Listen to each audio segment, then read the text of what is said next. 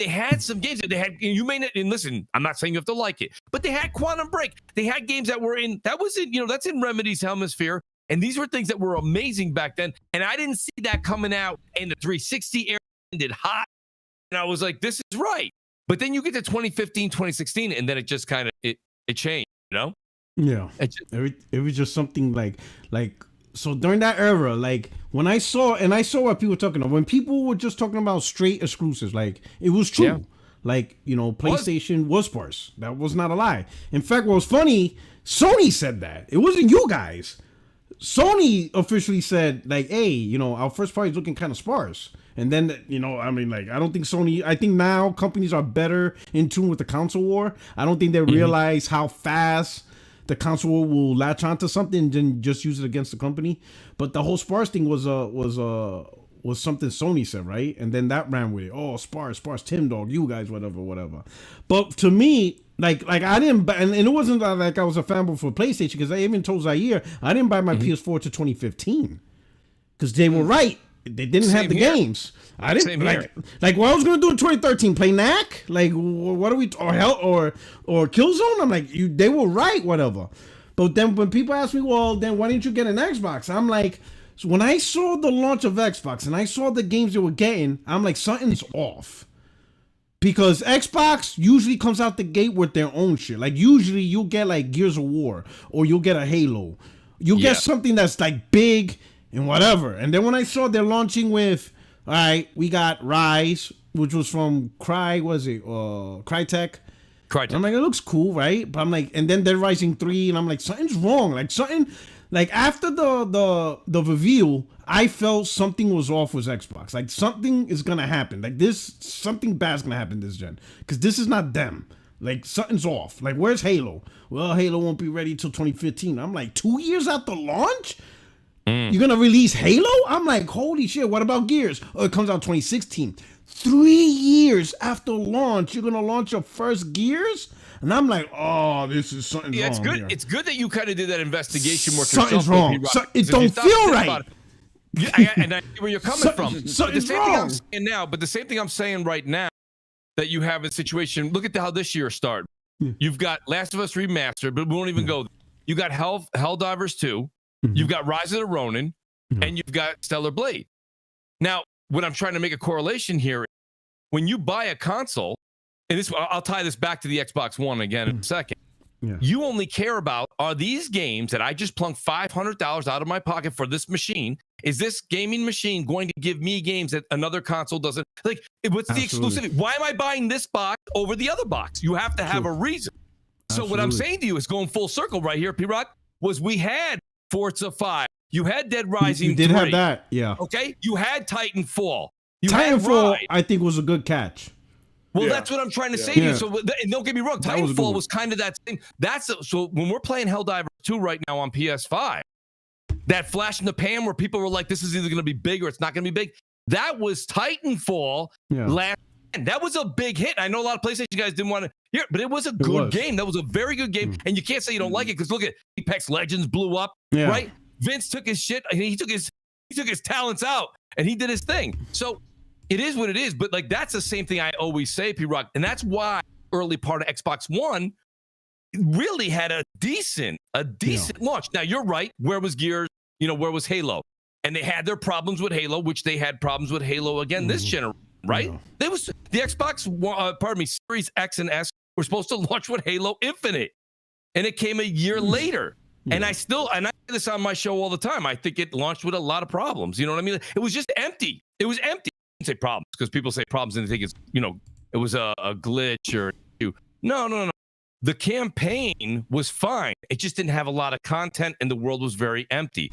The multiplayer was very polished, but they didn't have a lot of maps. Yeah. The content was low. And you have to stop and think. You might go, a lot of fans of Halo say, Mooch, you're overreacting. The game was just fine the way it was. But the thing is, it was delayed a year. So take that back. What if it came out in 2020 when it was supposed to? What kind of game would it have been in 2020? Who knows? That's why. So that's why when people say, oh, a game is made by a different developer or it's brought, I don't care. The company that you bought your box for, you predominantly play your games on, goes out there and gives you a reason and makes you feel good, because that's why you bought That's what it's all about, right? That's what it comes down to. Not everybody, I say we're all blessed, right? Everyone that listens to your show, listens to my hardcore gamers, a lot of them have all consoles and PC. But a lot of people that I talk to, like people that I work with, they have one console. P-Rock, they have one console. So they are going to. You'd be surprised how many. Be surprised, especially with consoles costing $500. You'd be surprised how many people just opt. Because think about it, if you buy two, that's like $1,000. Some people don't want to spend $1,000 on two pieces of hardware, especially when most of the games are multi-plats. Well, they're multi-plats, and that's what I'm saying. So I mean, and the games are $70 a piece. I mean, so you kind of look at where is it I'm going to put my money so that I get the most amount of games, and that's why I'm seeing a lot of people right now. I know we'll get into it, P-Rock. We'll get into your topic. That's why a lot of people are very curious about what's about to happen Thursday. Thursday's a big day because if certain games after 6 or 12 months, even if there's some of the smaller games start to make their way over to PlayStation, a lot of people say, well, wait a minute. So PlayStation's already getting a lot of the third-party games. PlayStation has, their first party hasn't even hit on all cylinders yet this generation. We don't even know what a lot of them are making. And then if they're going to get some of these highlighted games like Hi-Fi Rush or CFD on Xbox are going to come over, where do you think now somebody who's going to jump into this generation right now is going to go put their $500? You know what I mean? That's ultimately how you have to kind of do the math right now as we walk into Thursday. Okay. It's gonna be interesting. Thursday's gonna be, but we'll get to that. But hey, let me shout out to the chat, man. Hey, welcome my friends, my family, my fellow gamers. Is the only friend in these YouTube streets, Puerto77, and today it's Mooch for the first time on 60 frames no lag. He's here 2 days before D-Day. We're gonna, and you know what's crazy? D-Day's on your day. Aren't you glad that you moved your show to Thursdays? It's like it's almost providence. It's almost like it was meant to happen. That's just crazy. So, it's funny because, P-Rock, I got to even use you as an example. I talk to you a lot behind the scenes, and I go, P-Rock, I need you to come on Thursday. Or, pardon me, Friday. Friday. Oh, yeah. You go, buddy, Friday, just a hard. Everybody that was a guest said Friday was tough.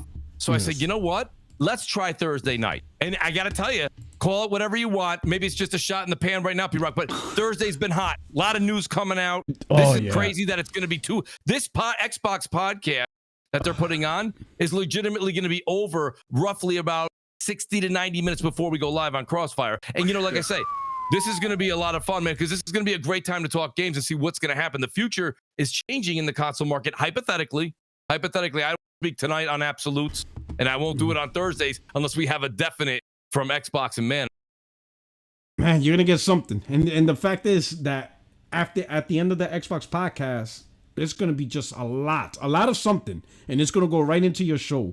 I think everybody's going to be looking forward to your show. Everybody, because everybody's going to want to hear a panel or something, digest whatever happens on Thursday. Somebody's going to be like, can someone make sense of what just happened? And you're there, and you are there, so I'm going to be there. I'm going to be there. You better be there. Oh yeah. You're going to have a full house that day. I think at this point, people are just going to walk in and invite themselves. At this point. The door is open. The door is open. This is time for conversation. That might be one long podcast. Oh, man, it's going to be just that one topic. Oh, man, it's going to be incredible. But hey. That's right. Yeah, usually, P-Rock will tell you guys, so to all the guys that listen to P-Rock's show here, if you ever come over, you can ask P-Rock. And of course, the great Craig knows this as well. I send these guys out 13 top. Generally, it's like 40 pages of topics.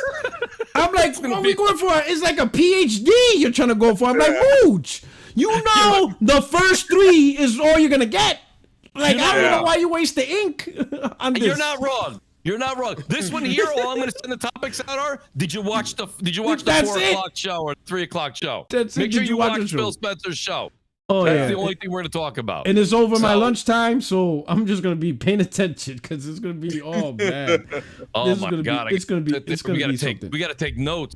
We got to take notes for this. This is a big. It's a big week because we just don't know. I guess I'll let you ask the questions, P-Rock. I apologize. We're going to get into that. Whenever I talk to you, I'm always like, well, so P-Rock, what do you think about this? This is crossover the second part. But hey, let's start with, we're just going to get right into the topics, right? And hopefully the rest of the panel jump in. But we're going to start with Helldivers. And Mooch, I want to get your thing first. Helldivers, right? Sony's first live service game. So I'm gonna ask you 2 questions, right? The first question is, how are you enjoying it in your expectations? Like, did you see this coming? And then number 2, given the success of Day and Date and how even PC gamers are loving this game, do you think this game could lead to a potential of Sony changing up their strategy?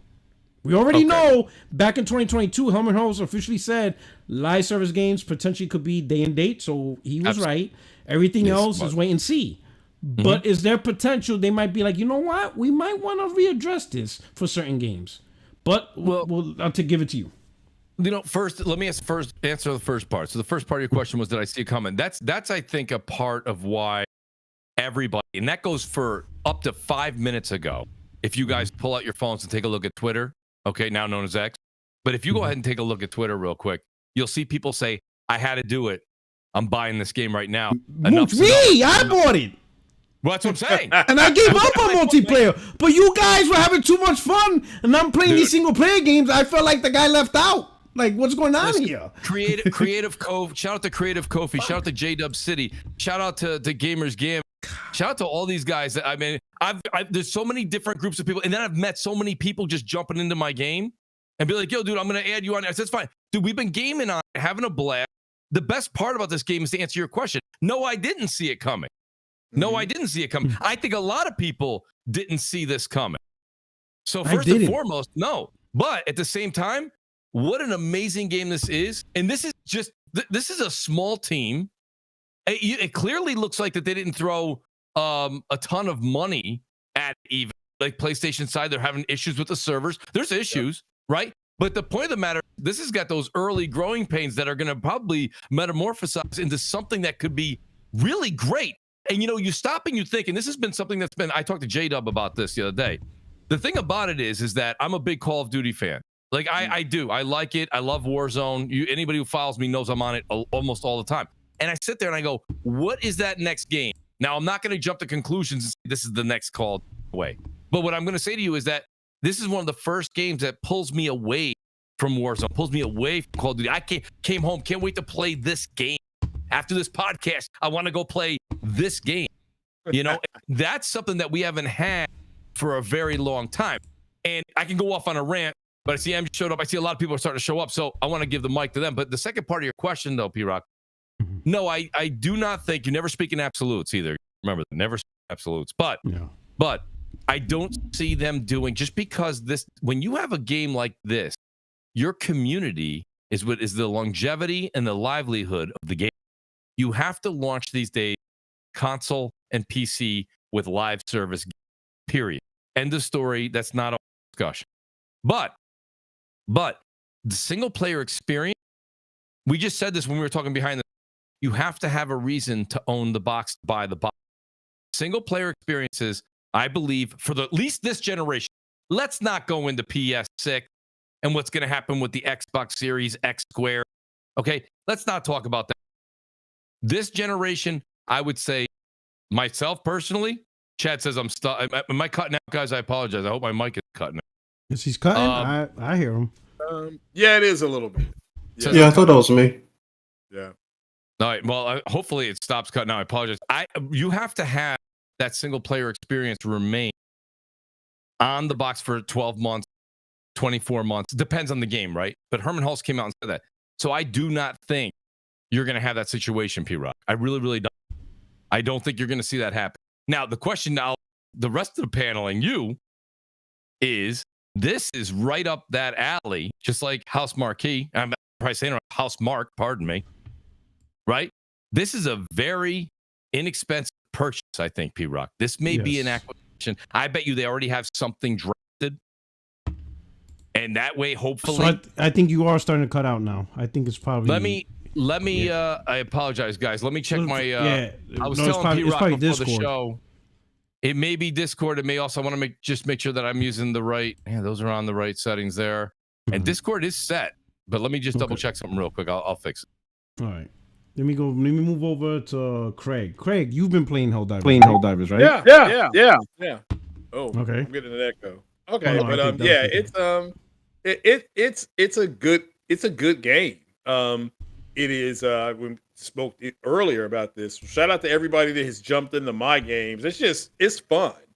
And you all know I'm not a big put on the headset and call in the B2, but I've done that. I've called in the B2 or the Hammer of Dawn. It looks like the Hammer of Dawn strike out of Gears, and it's pretty cool. You can control the pod as it's on its way down and actually smush a big bug.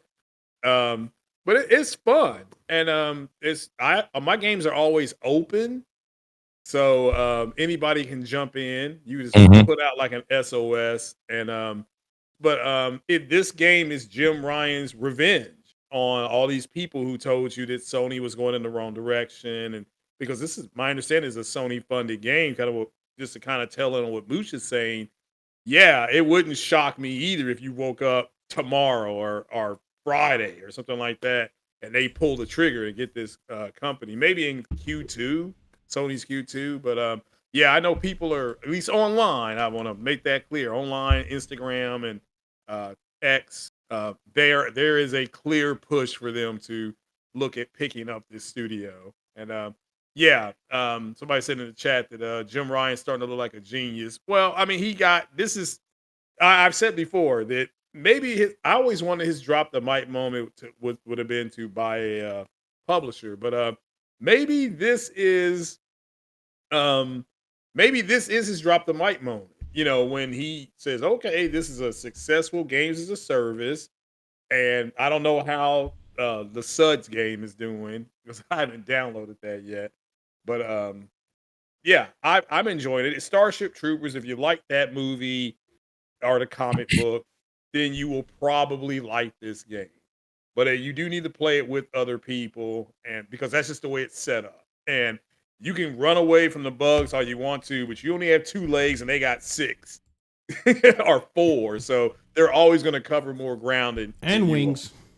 And wings, yeah. Which I didn't see that until the last time I dropped in. So I don't know if the more players you have, the harder it gets. Maybe it scales differently. But yeah, I'm thoroughly impressed, and you all know, hey, look, if I'm putting on a headset, and it's got to be something else to put on this headset and play online.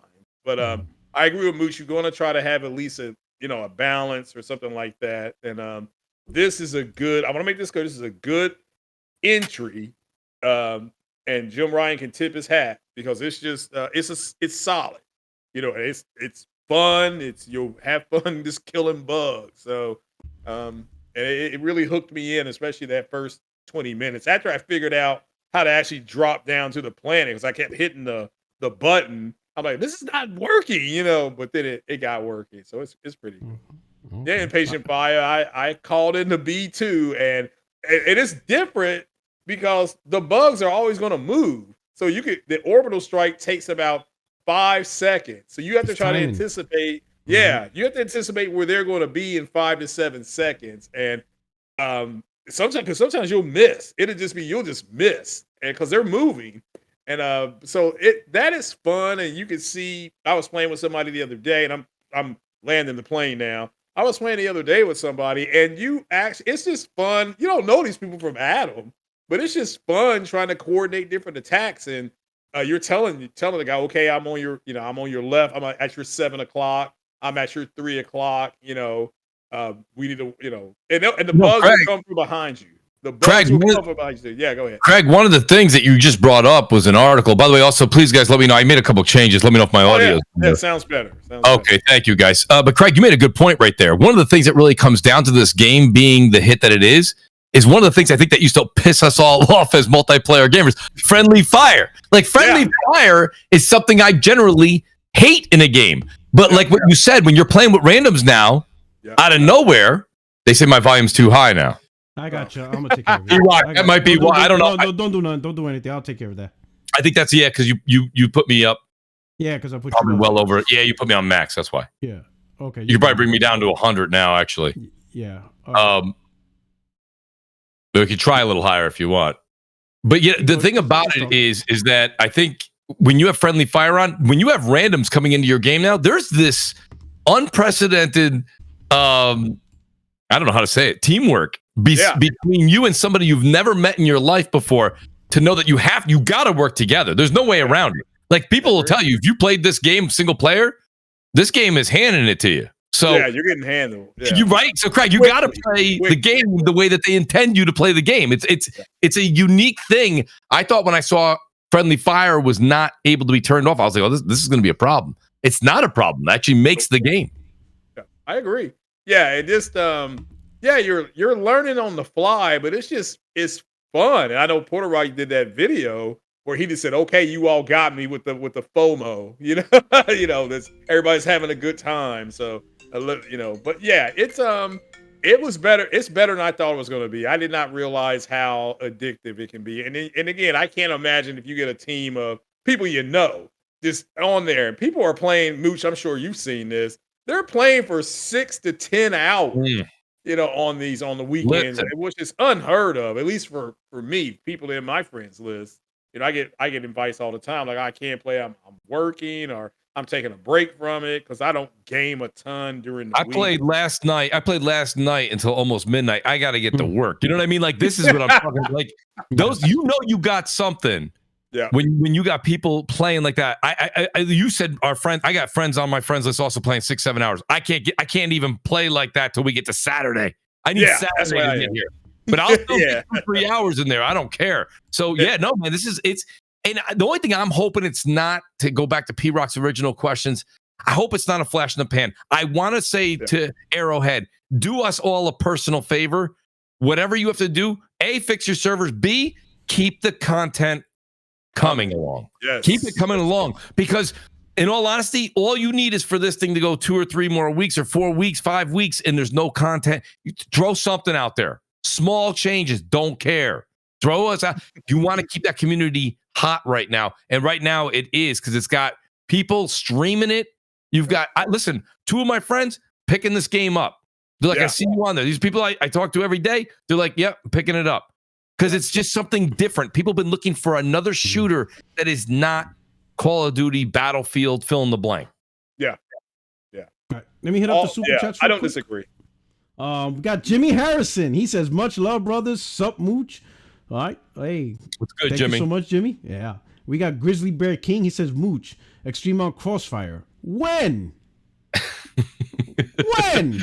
Hey, Mooch, I'm going to tell you, if you want Crossfire, get Extreme on there. Oh, he'll give you Crossfire. He will give you what you want. These people are OG advertising for me. I haven't even spoken yet. Mooch is like, are you guys sending me up? What is he gonna do? What's he like? No, Crossfire is literally in the name. Crossfire. That's right. Hey, I listen to Crossfire weekly. I love it. So thank you, I appreciate that, buddy. Thank you. I'm telling you, Mooch, you want some Crossfire, you get him on there. Then he's got to be on the show. He's got to be on the show. I'm telling Bottom you. line. Especially if it's somebody saying that Starfield's a good game. Oh my God. Oh God. Don't get him started. Don't get him started on that. I told you my new thing is Suicide Squad. But Extreme. I left Starfield. I'm glad you're here, Extreme. And we got J Hart. He says you can name your ship Hammer of Dawn too. Yes, I noticed that. Yeah. Oh my God! I didn't see that. I'm gonna have to redo it. Yeah, I was trying to name it Creative Decision, but I wanted to name mine. Hey, I wanted to name mine Chocolate Thunder, but I could not find that. Maybe on PC I could name it that, but with a mod or something. Yeah, I need a mod that does that. Some of you PC guys, but no, I saw that. That's the other thing, P-Rock. You asked a question about PlayStation 5, PC. If you're gonna do this, and I understand again, it's a small team, so I'm not judging these guys, but I think the cross play and cross progression are a big thing these days, right? They kind of go hand in hand. So I would have double dipped to support this game and buy it on PC. But after you're like, to get to level 10, it doesn't take 5 minutes. It takes a little bit of time. I'm not gonna start back at level 0. You know what I mean? So they got to. I hope they add cross progression. So before I move on to the side topic of day and day, let's talk a little bit more about the game and the progression, because Mooch, you did hit a good point, right? Because it could fizzle out if nothing changes. Now, they did mention at the state of play that coming soon was the mechs, and I think that's huge, because that changes a whole new dynamic. So adding mechs and stuff like that. But while I was walking around, while I was walking around, like looking at the ship, looking at the map, there's a lot of empty space, right? So you have those little cube blocks and stuff like that. And I'm thinking this game can really expand. Really, this game, the limitations of the game is pretty much the imagination of the developers and the money that they get to do it. Yes. Because when you think about it, you can do a whole lot to that game. Like you can add, like I look at it as like the No Man's Sky canvas. How the game initially came out, and now look at the world they built. It's just extremely beyond what originally was. And I'm looking at this game, they can do some incredible things, right? Like for example, mechs is just the beginning, right? You can have like tanks, maybe some type of like aerial, like somebody fly a chopper. It really the limitations of the game is the money and the aspirations and the development talent of what they can do and stuff like that, right? Other than that, like, and imagine, and I was just thinking, like, how you got that little war table and you could throw a SOS, right? Let's say, you throw it as you call somebody. But what if they evolve the game to where you can throw an SOS asking somebody to target this area, and somebody just so happens to pick it up while they're on this ship, and using your ship, you can attack that area to help that player out. Like, you don't have to join them. You can just zoom in and just launch missiles just to help a player out. And out of the blue, strike. Like, like orbital strike, but somebody does it for you. You don't realize it. Somebody's like, oh shit, I see Mooch. He's getting his shit tossed. All right. Then all of a sudden, Mooch is like, yep, this is the end. Then all of a sudden, boom, boom, boom, boom, boom. And you're like, what the fuck that came from? You know what I'm saying? That would be pretty cool. That would be damn cool. Like the limitations of the game really comes down to the funding and the imagination of the developers and the talent and how big the studios is able to do it. But like No Man's Sky, No Man's Sky made me a believer into saying you could take nothing or even something that was considered less than nothing and then just completely, you could play the game in VR. Like they just turned that whole world upside down and it's just absolutely fantastic. Puerto Rock, I just got to jump on this show, man. I just got to jump on the show and talk Helldivers 2 for a minute. What's up, Mooch? This is the great Jimmy Harrison here. What's up, fellas? What's going on, buddy? What's up, fellas? My brothers. I've never been this addicted to a game in a while. Like, the time that you lose yourself in this game, you could easily look at the clock and be like, damn, it's 1 a.m. It's 1:30 a.m. Yep. I got to go to bed. It literally sucks you in like that. And I'm just sitting here thinking, Sony's got to be scooting up in their chair saying, wait a minute now, we got something on our hands here. Hell, I don't even think Arrowhead knew this. They had a hit on their hands. But the simple fact of the matter is that if they can have the staying power on this game and actually go ahead and pack in the content, because I'm assuming you can go to all those planets that you see in time when they actually go ahead and put in some more content, they got a hell of a hit on their hands because this thing is addictive. And if you're talking about adding vehicles and mechs to go ahead and do something like Warframe did, I can tell you right now, that's going to have a wonderful attribute to go having people come back to this game. Jimmy, it is that addictive. Yeah, that's the truth. But the second part of what P Rock said is what I'm waiting to see, and we'll find out. Sony's got to throw that money. They got that's true. No, you know, because P Rock, they found it. I think they found because like this game is not like Fortnite. Like most of the other games is a very P versus P centric type environment. This is like full-fledged. You're not facing each other. You are working together. That is how the game is designed. Everybody's on one team, whether you're random strangers or you group up, but get together and figure it out together. Survive together. But Mooch, and Mooch got to keep in mind though is that at the same time, and you're right, Sony's got to put in that money. But think about this: that's theirs. They're saying, man, we have our own destiny. We have our own multiplayer focused game. Why not see how far this game can go? But go ahead, Messiah. They gotta put the money. They got to. They got to be like, listen, here's a blank check, Arrowhead. Who do you need? Who do we need to get you? Who we need to hire? You know what I'm saying? Buy Sean Murray because he clearly has imagination. Like, yo, make this world bigger. Like, just add more stuff because it's incredible. It's really incredible. Just me playing it, and I'm thinking, damn, this just like off the top of my head, I'm like, wow, you can do so much in this game. That is like, again, the limitation is going to be the developer creativity, the developer talent, and how much money Sony's willing to put up to make it happen. Yep. You know, that's what it comes down to. In a nutshell. So I have a thought about this game. First of all, What's up, man? He's gonna shit on our parade. He's gonna shit. He's gonna be like, I'm gonna shit on y'all. No. First of all, to all the Australians, I want to say Happy Valentine's Day. Okay, we've already crossed over, so if you guys have a special someone, I hope that you guys have a wonderful time. Your Valentine's Day is in the winter. I mean, in the summer. You've got to stop being impressed by this. I'm sorry. I would never. It's just the summer out there, right? This Valentine's Day is a nice hot summer Valentine's Day. That's actually not bad. Yeah, it's not bad. It's not bad at all. So yeah, if you people have somebody special and you're in Australia, you're already planning your date, or hopefully you've already planned it, or you're doing some last minute purchases, in which case they're gonna get you. Go down to Maya, they're gonna get you. So yeah, and since it's Valentine's Day, no, I have nothing bad to say about the game. One thing that I was going to say though is that I think that Sony should aim to be the co-op house. So what I mean by that is it's hard to be breaking into full multiplayer. But you look at games like Ghost of Tsushima, which I think was the Legends mode, that's co-op. Helldivers 2 is co-op. The Last of Us and Valhalla with the roguelike modes, why don't those have co-op? And same thing with Returnal. Like when Returnal came out with the Tower of Sisyphus, as soon as they did that, and then they introduced co-op for the rest of the game, but they didn't introduce co-op for the actual arcade mode, I was like, why? This is the part where I want co-op the most, because then I can bring a brand new player through here and we can just play and have fun, and they don't get any of the story spoiled if they don't want to and everything. And if you want, you can help them basically unlock the entire gear set, and then they can go back and replay the single player mode, right?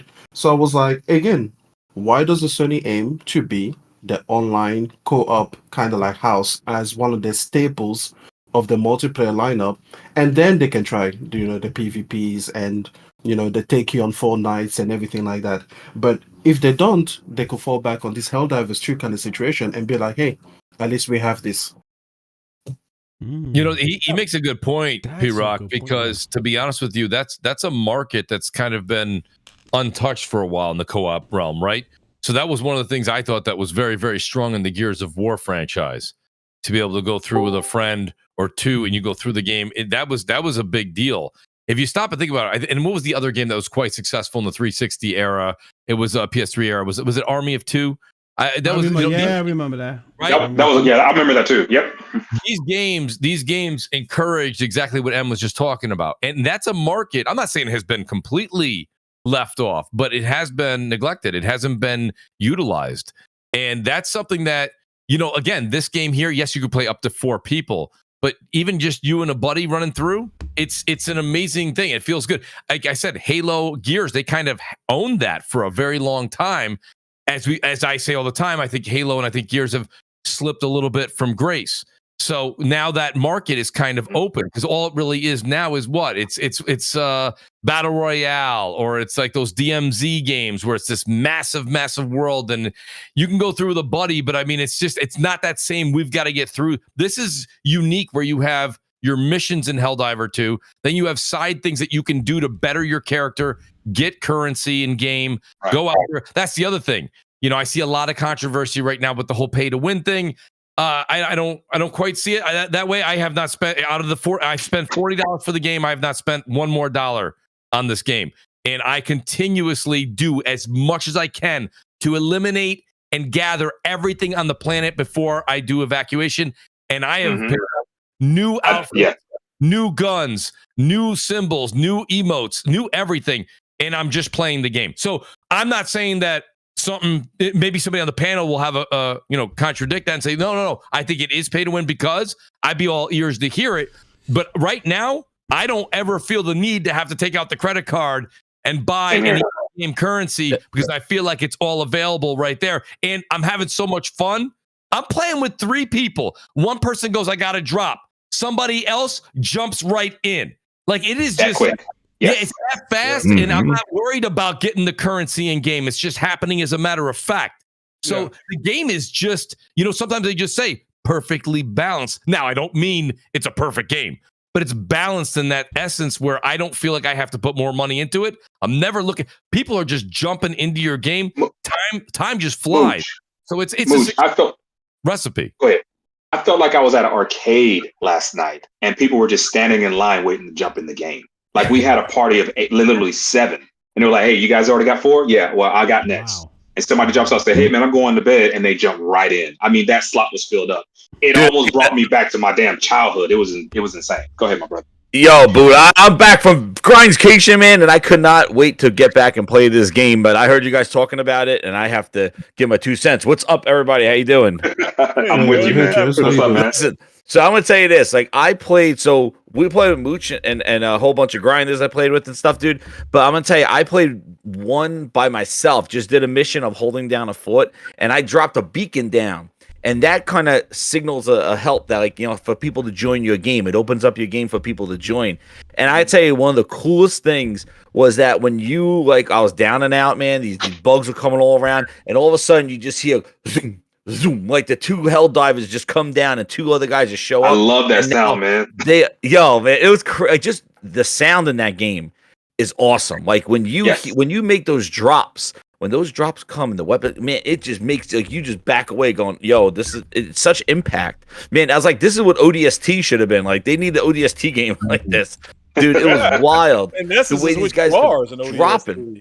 Yeah. Right? They all basically ODST. So like the way, and they just came in, and then I partied up with them, and we were just going, but it opened up a beacon. So just playing by yourself, you could do that. Plus, it adds such a level of tension if you do play by yourself, because you have to balance your reloading, your timing, and all that other stuff. And what I do like how the game does is that not only does it take care of the whole massive kind of run through mission and do what you have to do, but those little puzzles that you have to do at each of the stops, instead of holding X or just holding circle or something like that, like they have little puzzles where you have to like fine tune motions and do little puzzles as everything's going on around you. Yeah. And I think that's such an awesome element to add. Yeah. I want to ask you this, and not to cut you off, I want to ask you this. How's it been with your element? Do you do quick play, or do you just wait for people to join you when you do solo? So what I try to do is I'm trying to do my part. And what I'm trying to do is try to liberate the planets. And I think that is the coolest part. So I look and try to select the mission one where there's a part 1 and a part 2. Like you select the campaign or whatever, like the triangle. And there's like a couple of missions inside of those. So I want to complete those, because if you complete both of them, then you do that. I haven't done the quick play. I just kind of select what I want to do. But that was another thing I wanted to bring a point to. Like, I think that the collaborative nature of this game, of having every game that you do, not only level you up and your teammates up, but it actually serves the bigger picture where you're trying to liberate a planet. And the faster you liberate a planet, that means they'll open up another planet, which will have new different types of elements, new different types of missions, new environment. Yeah, because we're liberating the planet. So once the planet gets liberated, then they move on to a next planet. So there's this meta game in the galaxy, and that galaxy is huge. And the fact that everybody's doing their part in the chat. That's right. We're all doing our part, man. Yeah, I'm doing my part.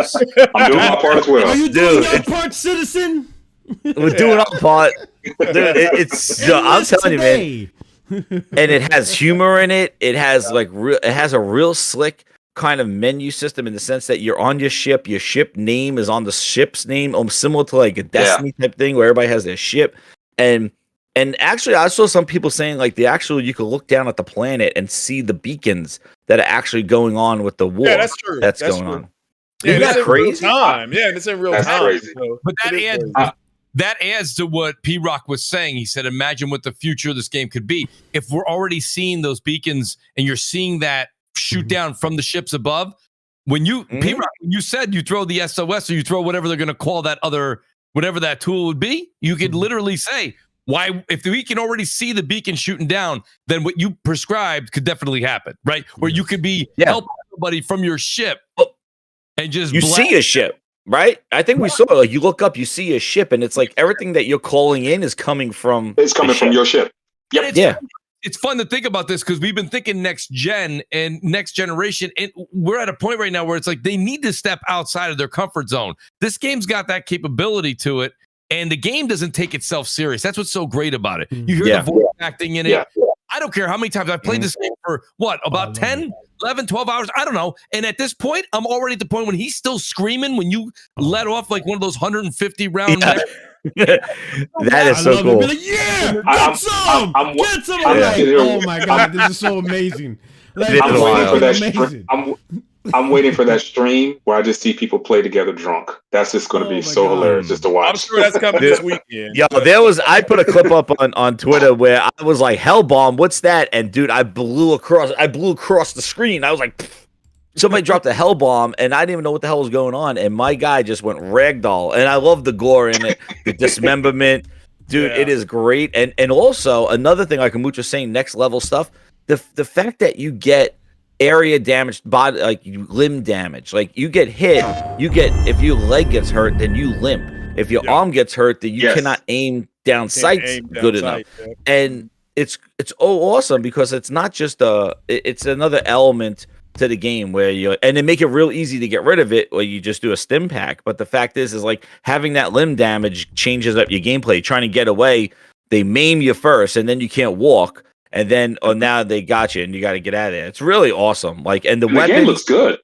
Oh my god! And I would say another part it reminds me of, and I was saying this on my stream.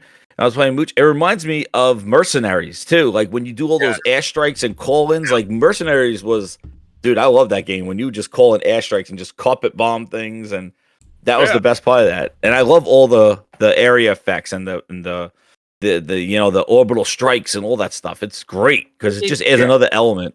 It's one of those things, too. A lot of people ask, and I'm sure everybody on this panel gets asked all the time. Like, somebody reached out to me, Gamers Gambit. I'll give him a shout-out. We were gaming last night. And he had asked me before. He said, I see you on. He's like, is this worth me picking up? And you got to be careful. First of all, people trust your opinion. I said, I'm enjoying this game. I think from how I know what you like to play and what we talked about on podcasts, I think you would like this game. I think he played a few rounds or an hour before he jumped into our game. And when the visual effects of the orbital strikes and of course the loud behavior of the voice acting and the nonstop action, he saw the visual and sound effects. He literally, I can't even really like emphasize. He was like, "What the fuck?" You know what I mean? And I go, you enjoying the game? He's like, "This game is," and like you said, P-Rock, did it meet your expectations? It blew his expectations out of the water. He didn't see this coming, even with all the gameplay he saw. I said, "Listen, I'm glad you said that."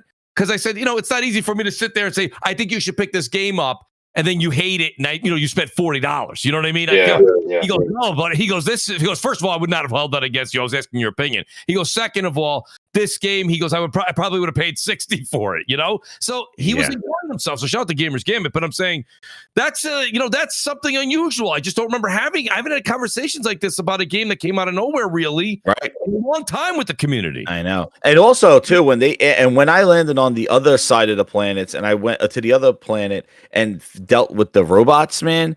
Yo, I didn't know about that either. The robots are nasty. It's like Terminator, dude. It's like Terminator 2. It's like Terminator. Yep. We gotta go. Let's shut the podcast down. Let's go over there. Let's go play it. Let's go. Dude, God, yeah. You gotta go to the red section of the galaxy, and those are all.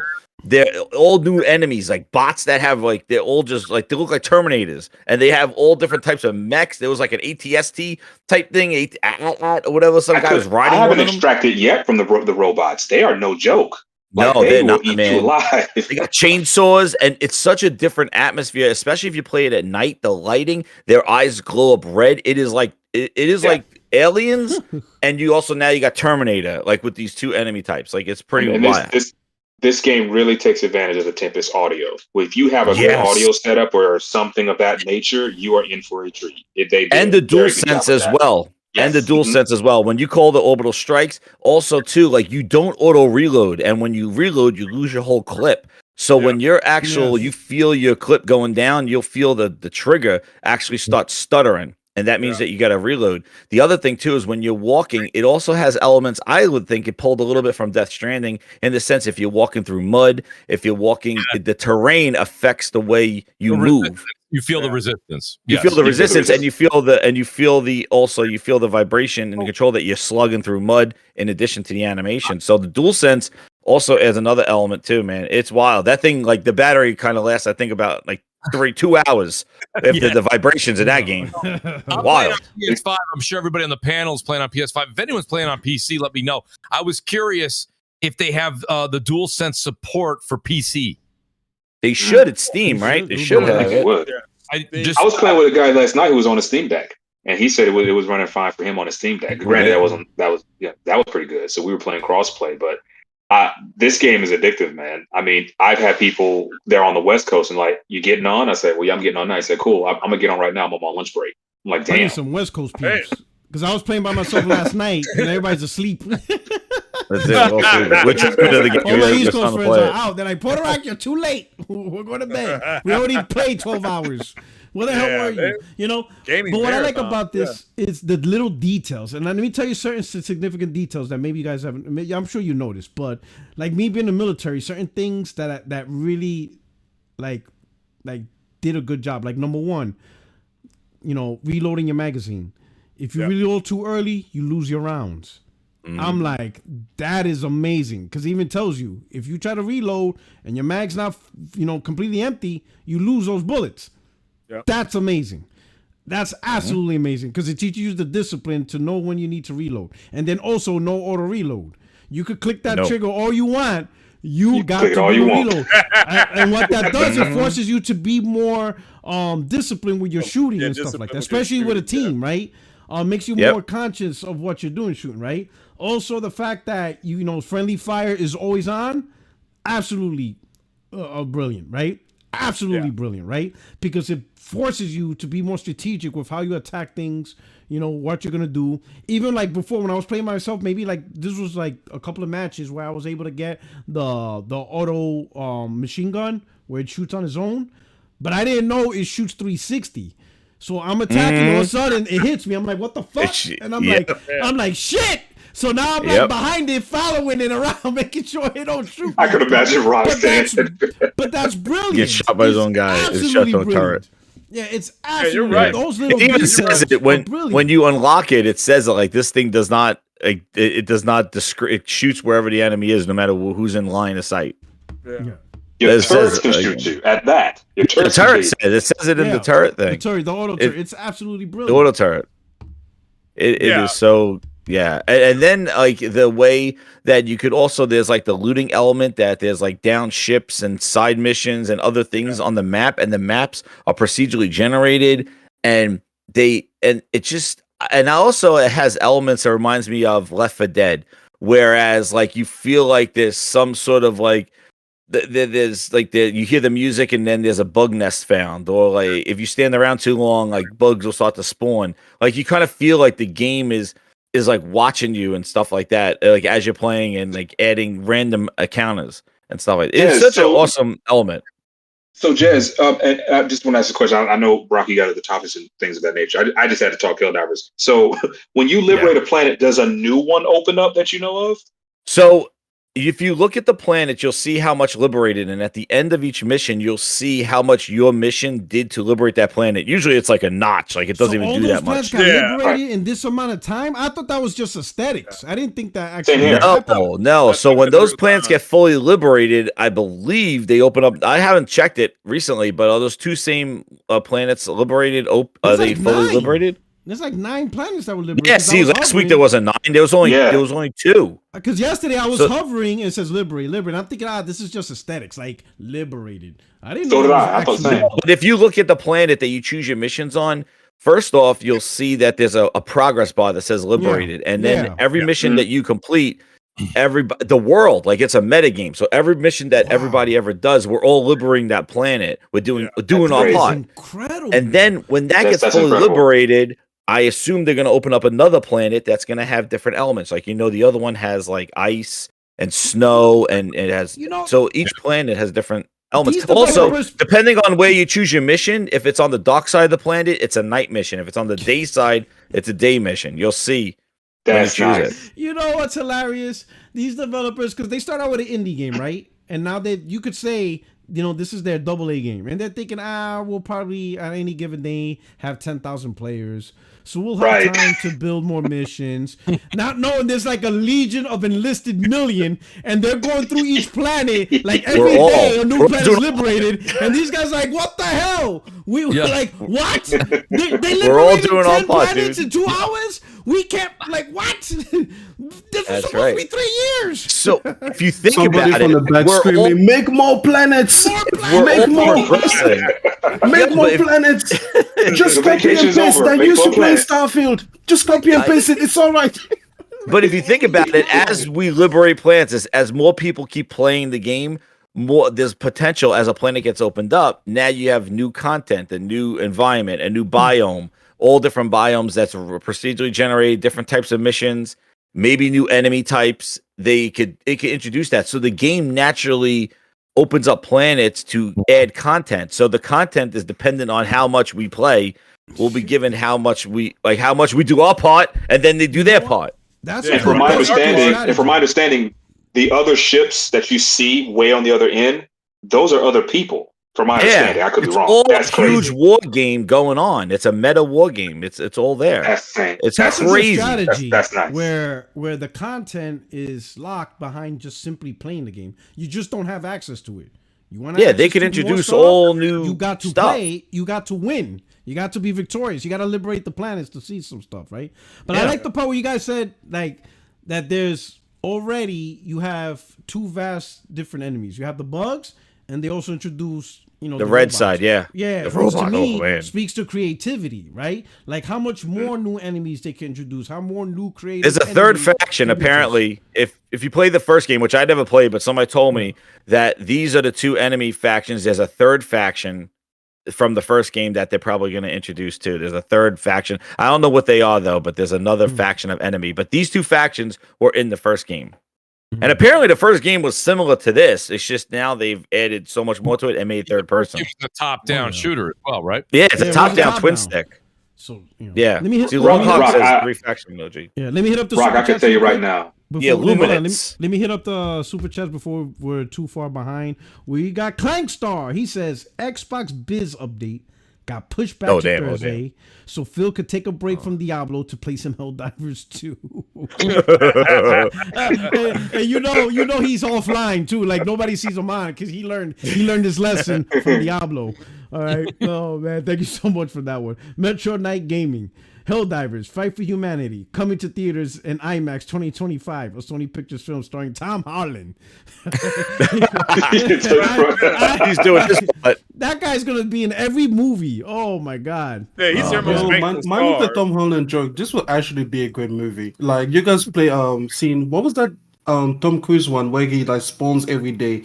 And it's like a live, die, repeat.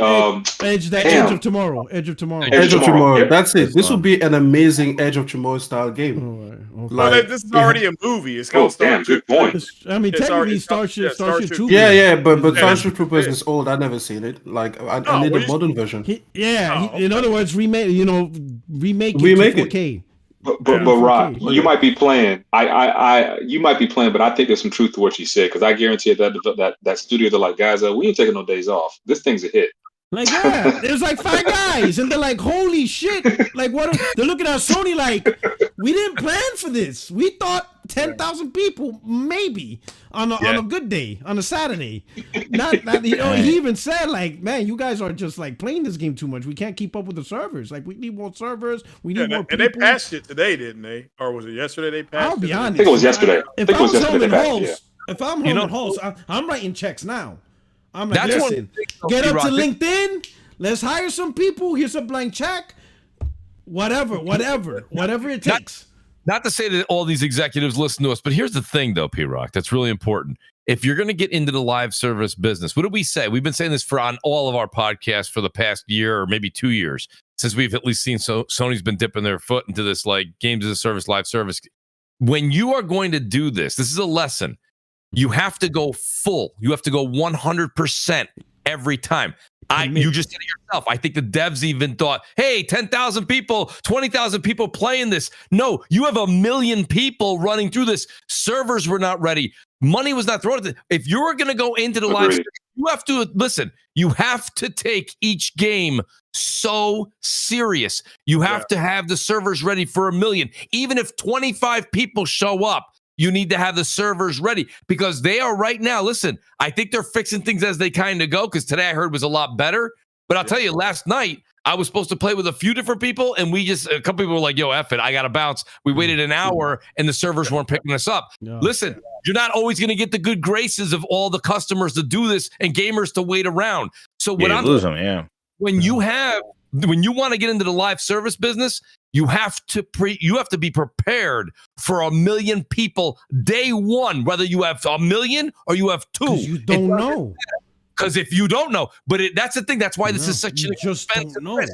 We always say all they needed out of the 10 they were going to originally do, they're probably only doing like 4 or 5 or 6 now. They need 1 to stick. One to stick.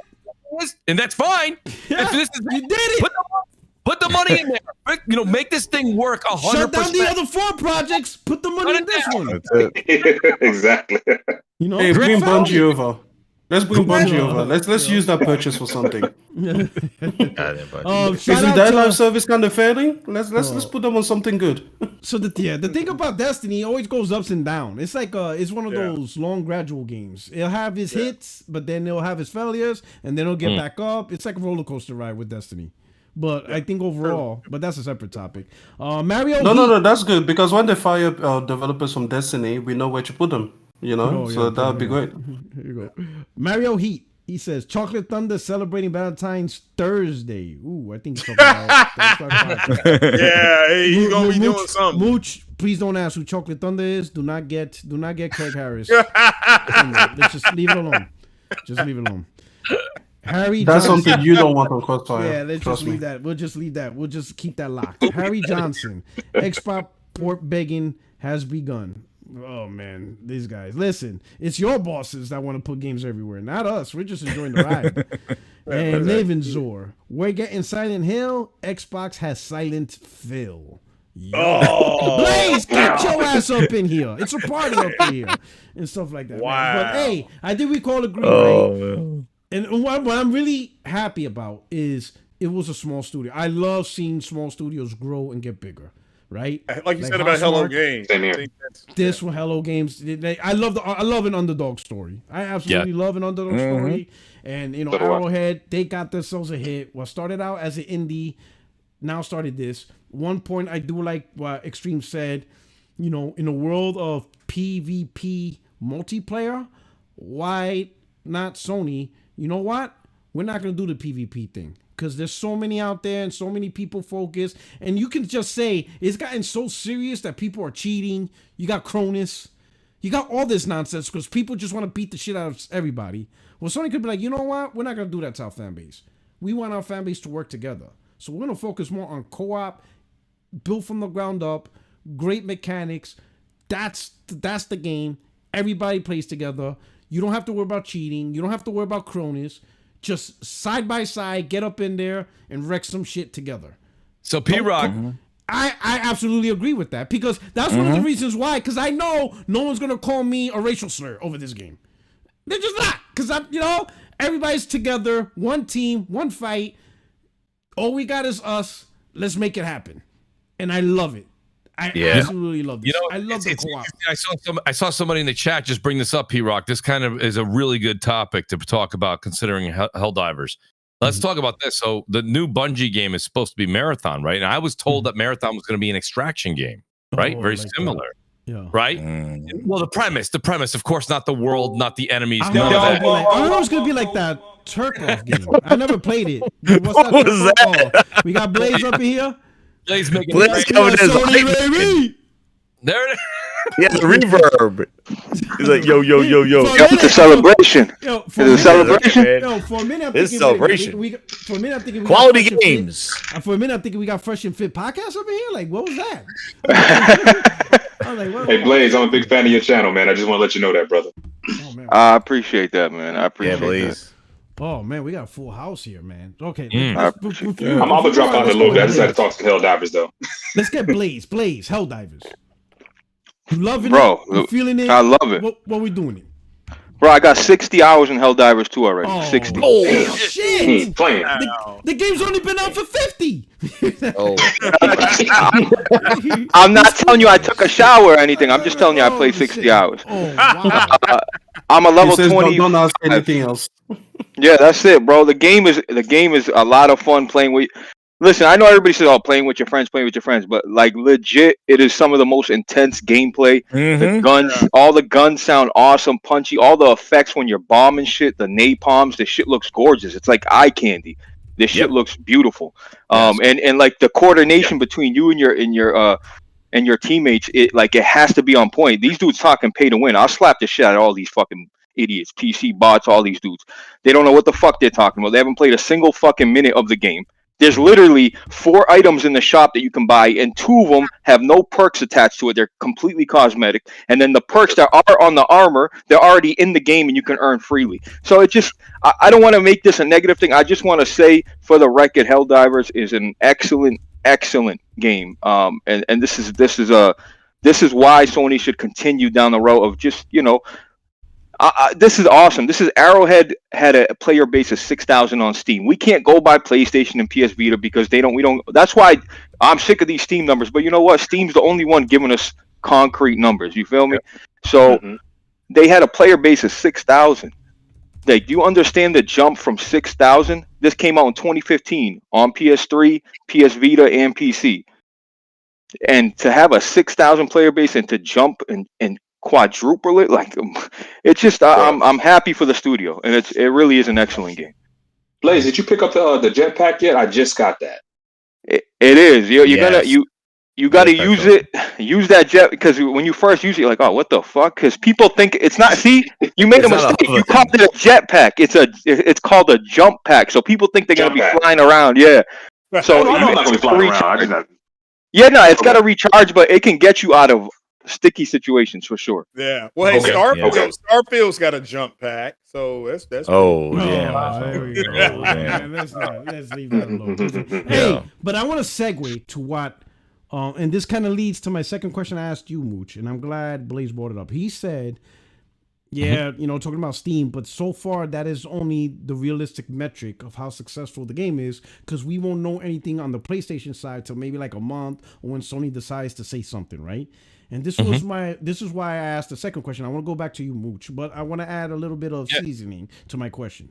So the question I asked was, based on the success of Helldivers 2, could this potentially lead to Sony reconsidering more games going day and date besides the live service? Now, I'll give you an example.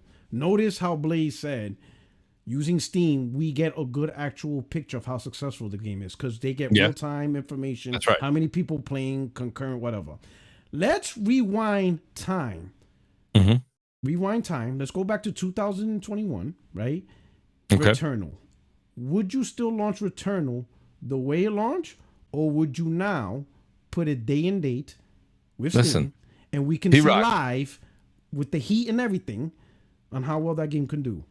Until Sony definitely doesn't need PlayStation the way that they need PlayStation right now, which we don't see that in the foreseeable future. The way I've always looked at it is like an unbelievable marinara sauce. Okay? If you want that dish, you got to pay the price that restaurant has. This is the thing. When you have a single player game right now, they are reliant on you buying the PlayStation 5. I'm not, like I said to you earlier in the show, I'm not going to talk about PS6 and what they're going to do next generation. I'm talking about this generation and the rest of this generation. They need you to buy that box. Once people, and it's hard because, like you say, we need concrete evidence. And also, you're talking about a hit in Helldivers 2. Not all games would give you these statistics, these numbers. True. So my point is when you have a situation like this where you have a Returnal, would Returnal have sold this many copies at $70 a pop? Don't know. But you have to have a reason to buy the box. I said this when it happened back in the day. Say it now. Games going day and date to PC, it saturates and it waters down the need to have the console. It's just the way that it is. Blaze is probably one of the biggest PlayStation fans I know, supports the brand, right? Rocks it all the time. But at the same time, Blaze is playing this game on his very powerful, very capable PC. And it still supports Sony, But I'm just saying to you that like, why? I have it for PS5 too. Just saying. Well, yeah, because you are a unique guy. You'll buy it. You'll buy it on everything that you could possibly get on if you like the game, which is great support. But I'm saying like most people don't do that. So when you have a situation where you have a flavor, okay, you have a dish, and you go, I don't want to pay that price. I don't want to pay that price for that dish. I got news for you. If Sony only puts that game on PlayStation 5, okay, you have two choices. You buy a PS5, you buy the game, or you wait till they put it on PC. And let's go back to your example with Returnal. When it went to PC, it sold. When Spider-Man went to PC, it sold. When God of War went to PC, it sold. They're double dipping. They're making that money. So what they're actually doing is they're squeezing every bit of juice they can get out of the PS5, which gets you to buy what? The DualSense, the Edge. They get you to buy the new headset. They get you to buy the earbuds. They get you to buy another controller. They get you to buy the PS5. Maybe another one in the house. Then you buy the game. Then you buy it on PC when they launch it 12 or 24 months later. Squeeze the lemon track. You take that away. Remember, they have the dish. They have the recipe. So you have to buy it on their terms. Now, you might say, as whoever's listening to the show, go, Mooch, you're full of it. I don't have to buy it. That's absolutely correct. Then you don't play. That's up to you. If you want to wait 2 years, wait 2 years. I don't want to wait 2 years, especially after we had that pandemic. What did we say through the whole pandemic? Life's too short. Well, I'm not waiting 2 years to play the new God of War or the new Spider-Man or the Last of Us. Not doing it. If you do, that's fine. I'm not critiquing you. I'm just saying. So with knowing that now, P-Rock, why? Why, when they know for a fact, with figures, with statistics, with numbers, that they can double dip and make their money after, would they take that away from the accessories and the money and the PS Plus and all the money they're making just so that they can launch it day and date on PC? That's a lot of money lost. Good point. Good point. And also, Mooch, to add to that, also, how does the game development cycle change if they're going to put these big budget games that are built for their PlayStation and make those for PC day and date? And we've seen quality dip and these studios spread real thin to turn their typical first-party content into multi-platform releases day and date. Whereas when they could do it, just put it out there on the PlayStation, optimize it, make sure it works best, it's feature-rich, has everything on day one for the PlayStation, and then make sure that you work the next year or so to make sure that that has everything that PC players expect, that they have all their toggling, all their widescreen support, all their keyboard and mouse, all this stuff that they expect, and then release it there later and port it over to PC, and then you meet their expectations and you meet the console's expectations. If you try to throw it all one-stop shop on day one, where's our sliders? Where's our field of view sliders? Where's our shadow dynamic sliders? Well, where's my 60 frames per second on console? Yeah, it's all over the place because they didn't have enough time. Where's my co-op in Halo? Well, we don't have enough time for that. It's coming later. That's the kind of stuff you get when you spread these studios thin. We don't need to do it. So you have studios like Insomniac, you have Sony Santa Monica putting 100% of their developer time into the PlayStation 5 and utilizing everything that box can do. Then a year or two later, you have these other teams that were brought on like Nixxes and these other teams. They can go in and they can make the best possible, you hope anyways, right? You hope, the best possible PC port that they can put out there. That's an important thing to realize too. Let the developers develop for one. That's one of the things that I've noticed. And I don't have the proof here in front of me. We'll never know until somebody writes a book, okay, when they retire from Microsoft or Xbox. But you have this game that's got to be playable on a phone and a PC and a console and an X and an S. And we've had developers come out and say, it's more than just scaling. I'm not saying that. They said that. Remedy said that, others. So it's not that it can't be done. It can be done. It's complicated. And it affects the game. And that's the issue here. You've got a game like problem. Explain that's to me always been my problem. Why is Redfall launched at 30 frames or 60 frames on Xbox consoles? Yeah, 30. 30. Trust me. I remember the sticker. That game, thank you, Jimmy. To be honest with you, that game didn't look so intense that it couldn't handle 60. This is the point. So Jez makes a good point with the development cycle of things as well. So I don't know. Myself personally, I don't see why they have to have that rush to get it out there. And let's play Monday Morning Quarterback one more, and then I want to hear what the panel's got to say. At the end of the day, on when you have a situation like Microsoft, and they put the games on day and date. We all know that. Again, so this is Monday Morning Quarterback. They didn't have to do that. When they announced they were going to put their games on PC, what if they said announcing day and date Game Pass and on PC 6 months later? It gives a reason for the Xbox console to exist. If you're a hardcore gamer and you don't want to wait 6 months, or they could have said 12 months, 6 months, 12 months, the PC platform wasn't getting any of these games before, right? They weren't getting Gears. They weren't getting Halo. I think one of those games was on the PC early on. But my point is, they weren't getting those. Right. So they weren't getting the dedicated games. So if I'm a PC-only gamer and I heard Microsoft say, from now on, 6 months from now, after it releases on console, it comes to PC, I would have been excited.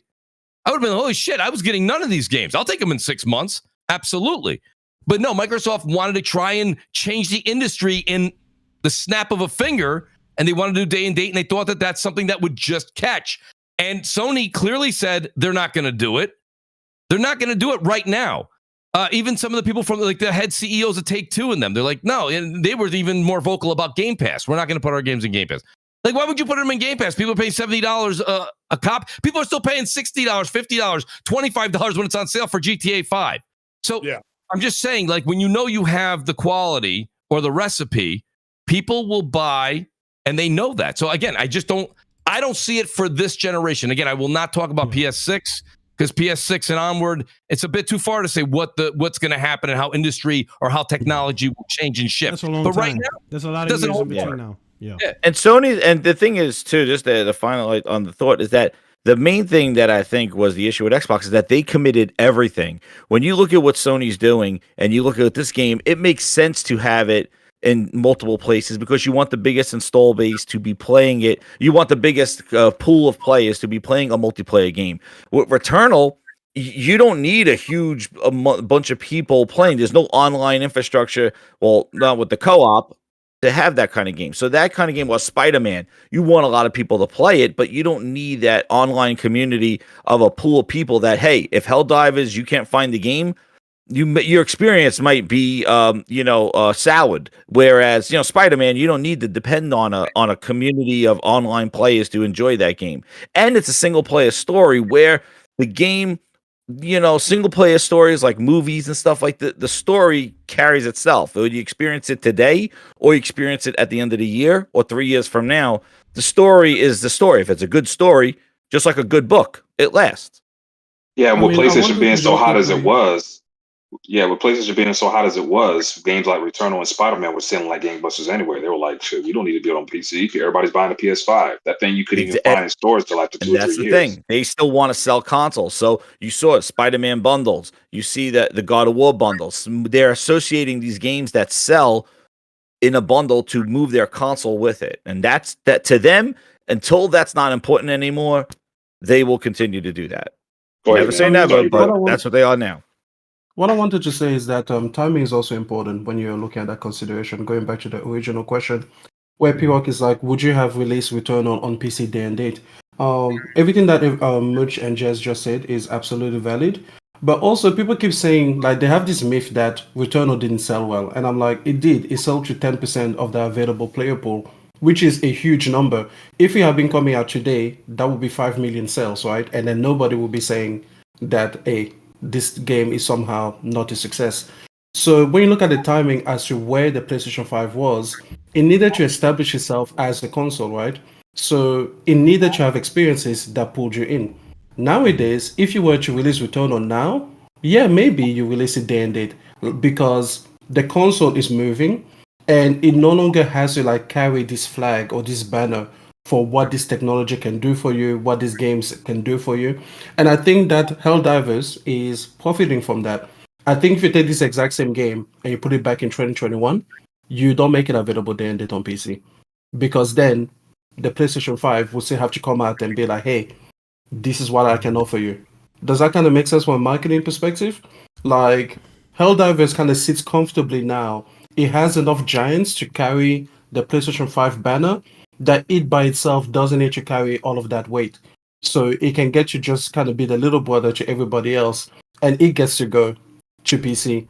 And I don't think anybody on PlayStation is batting an eye like, you now have taken a reason away from me to purchase a PS5, right? Like if you're interested in the PS5, Sony has given you plenty of reasons already. There's plenty of exclusives to this day that you can only play on the PlayStation 5. So this game, it doesn't have to be that, Another thing is that the dev cycle for this game, another point that Jess made, is how long does it take? This game was nearly 8 years in development, right? Would you have considered taking away a single year if you didn't have to optimize for PC? Maybe, So it's like we have to also realize that PC is its whole entire platform that has its own entire requirements, from the widescreens to the ultra wides to the millions of configurations that are out there. It requires its own development cycle that can't just be, beep bop boop, and it's available there on Steam, right? So I don't think that this is something that Sony is going to keep going and keep doing for every single game, just day and date. Not even every single live service game, even though I know that most of the live service games do target day and date on PC. I'm sure there'll be one or two that will just be like, no, we're only available on PS5. And that would be because of the reason that Jess said, which is otherwise it would just take too long.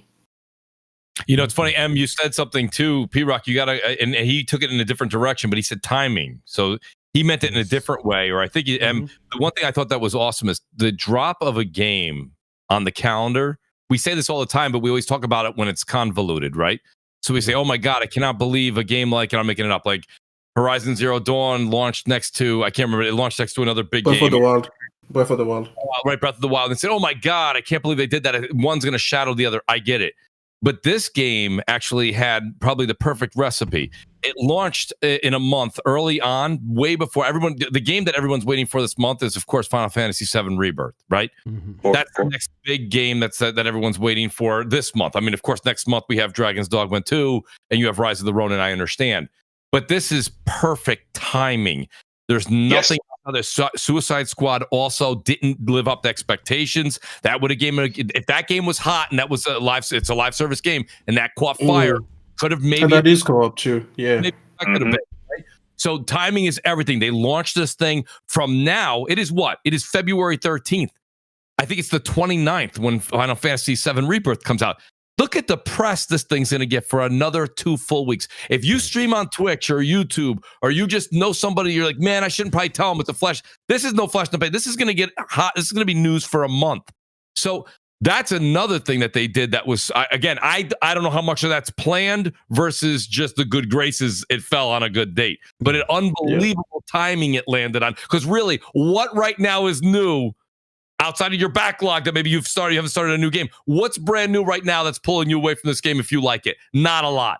Not a lot. Think about the people that came off of Suicide Squad disappointed because of the fact of what it was doing, going into this with the expectations that they did and how it blew them away. That's another thing. That's true. Yeah, that's the thing. Like we keep underestimating this co-op market, and I really feel like there's a lot of people like when it comes to multiplayer, I would be far more interested in co-op than I would in just another Fortnite clone or another Call of Duty. Like, again, those experiences, they have the kind of like the established tentpole franchises. So it's like, instead of trying to break into this, why doesn't No Return mode have a 2-player option?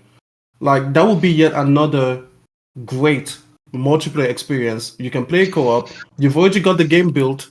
Just let like Ellie and Abby like fight together, fight alongside one another in the Last of Us world, because I will have far more enjoyment out of playing with my friends, something like that, and that would be cool. Like, I think there's lots of people like me.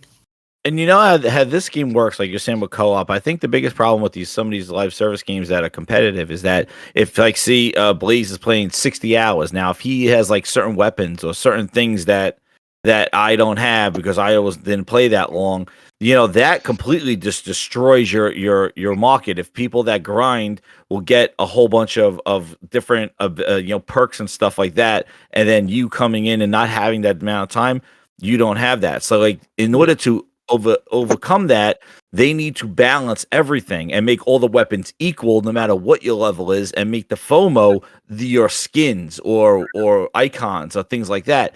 Well, what that does, though, is that makes that sure that everybody has the level playing field in a competitive game, and everybody has the same guns and everybody has the same stuff, which leads to a lot of repetitive gameplay because it has to be level in order to remove that kind of XP boost, and now people have FOMO because I'm walking around with a chicken hat and the other one's running around with nothing. Oh, look, he has that. He bought that from the pass, and the passes are not exciting because they just are T-shirts and things like that. What this game does is that this game adds variety and randomizing like elements to it.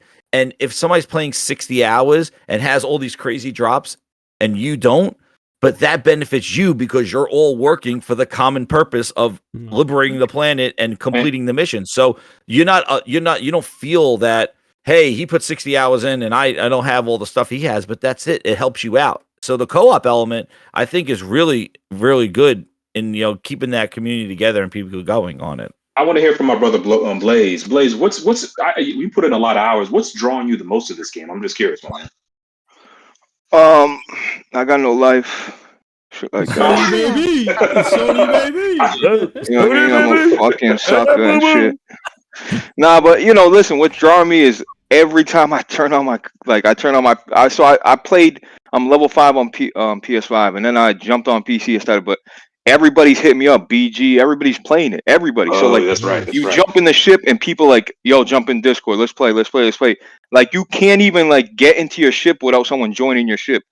Mm-hmm. It happens like that. And there's no offline mode, right? There's no privacy, no offline mode. No. And for the most part, the weapons and the gear you get, the stratagems and all that shit you earn, that's what keeps me playing. Like yes. It's exciting. You want to try all this shit out. It's like how I want upgrades that add more to the stratagems. Yeah, and you get ship upgrades, you get perks to those. It's crazy. There's so many stratagems too.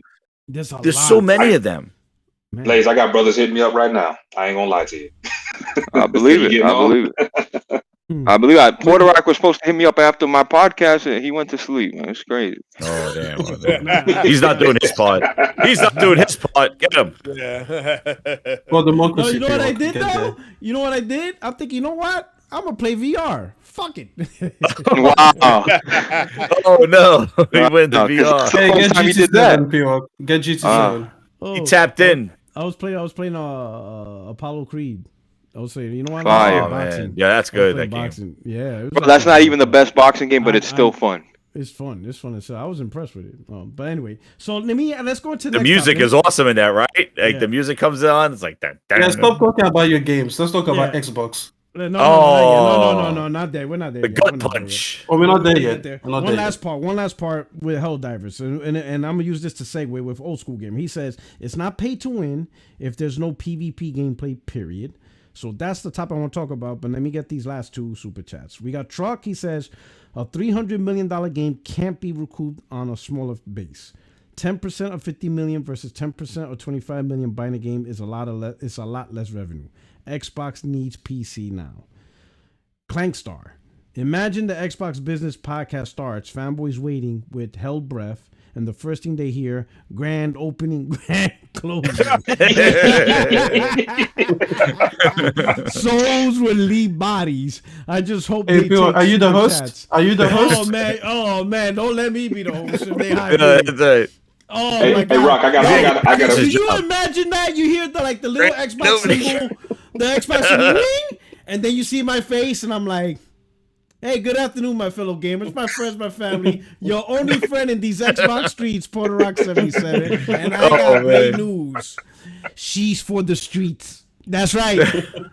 These hoes ain't loyal. Oh no. Hey Rock, I got a bounce, man. But much love to you, brothers. I enjoy the show as always, and glad to chop it up with y'all, man. That's it, man. All right, later, man. Coming through. Peace, my brothers. And then of course we got Harry Johnson once again. Friends are overrated. I play with randoms. There you go. My man's daring. Yeah. He's like, But now this pay to win. Right? And Mooch, I want you to guide me. And I don't understand, are people arguing on the technicality of the term pay to win? Or, I don't know. Is it because you know how sometimes people are arguing two different points? Are people arguing what the term pay to win actually means?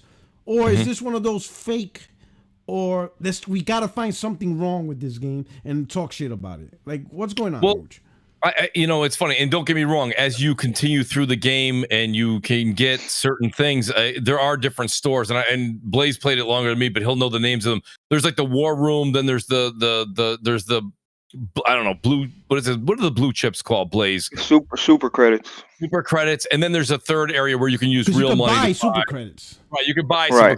But that's for the store, right? Right. But right now, majority of the things I see in the store are cosmetics. So you're talking about to win, that would make you a more powerful, right? So the majority of the orbital strikes, the weapons and things like that, you have to earn those samples. You have to grab those samples that are all over the world. I haven't seen those samples for sale that you buy at your prompter on the ship. So things that would make you stronger in this game are the weapons, the orbital strikes, the eagle strikes, the engineering that you can pick up for like resource packs, etc. That stuff there, you have to play the game to enhance yourself there. There are some guns that you can pick up in the the Mobilize pack and the other. But again, I don't really necessarily think that you can't buy those. I don't believe you can buy those. You can't buy those. You can't. So in this particular game, whenever somebody, forget this particular game, to answer your question on a generic level, when somebody say, is it pay to win? That would mean that, well, one, a twofold, right? It would mean that I can make myself more powerful. Usually it's to defeat another player. That's not the case in this game. Isn't that what Call of Duty does with those guns that they put, right? Those custom guns, those blueprints? All these fucking, you know what I mean? Just talk about it, Jez, because all these games do it, but they want to pick and choose what they play. Dude does those blueprints in the game, and you basically could get all skip different it. You don't need to unlock it anymore. Yeah, and they're all custom guns per like there was like what the because I don't even pay attention to this thing, but I see them because I'm like I'm not buying these old purple guns and stuff, but basically it gives you an advantage. Or there was one that would turn you into a ghost or something like that. Like guy was running around turning me into a ghost or something, and I'm like, what the hell's going on here? And they have different rates of fire, different elements, and that's PvP. Yeah.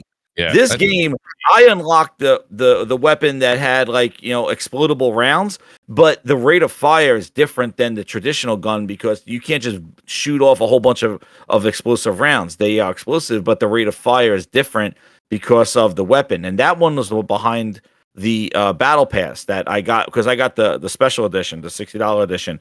But otherwise, they do have other weapons in the basic one as well, and they have credits in the basic one that if you're unlocking the basic one, those credits, you could use that to unlock the premium battle pass or get stuff from the store for cosmetics.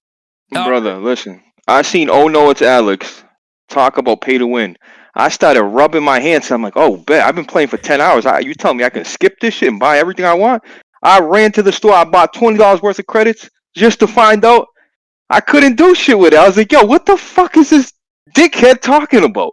Pay to win. You just buy credits, buy what you want. Like, listen, buying even if a helmet has a perk attached to it, there's no stats. People keep talking about stats, brother. Like, do your fucking read. There's no stats. There's perks attached to armor. That's it.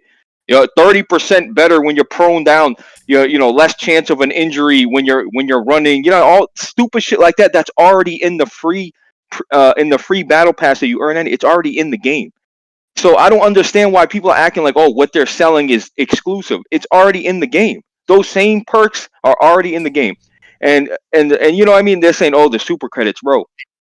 Super credits literally buy you one thing, 4 items that refresh every 2 days.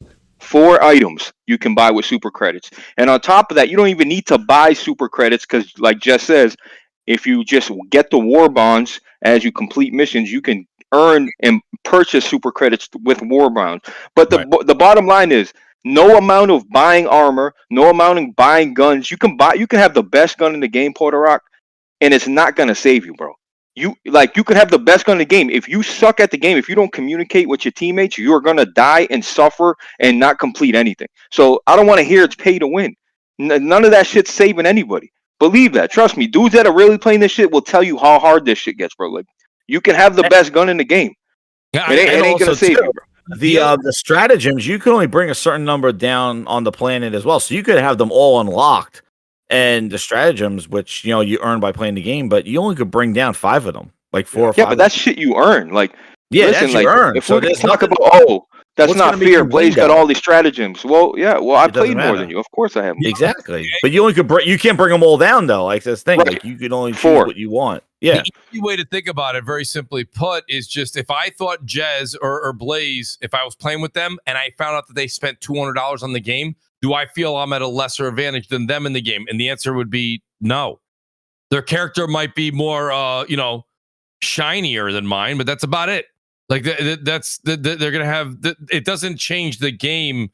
Whereas there is that opportunity in other games that are out there, like Call of Duty. I think Destiny. Mooch, you know what people are doing, Mooch? I swear to God, people are dressing up their character on what looks drippy. Like, oh, look at my drip. Dudes are not even looking at the perks. They're just like, oh, this shit matches. This looks fly. I'm wearing this. Like, I swear to God, nobody's even like. People are rocking light armor mostly because. The heavy armor is way too slow, even though you can take more shots. The medium armor is still, you're not as mobile as the people are rocking light armor for the most part, and they're rocking shit that looks good. They're not even looking at the perks. The perks are so like minuscule in the big terms of things. It's like the situations these perks give you, like you'll barely be in some of these situations, prone while being bit by but it's just like ridiculous shit, bro. It is what it is. It definitely. People are definitely going more by the style than they are going by the stats, because Blaze is right there again.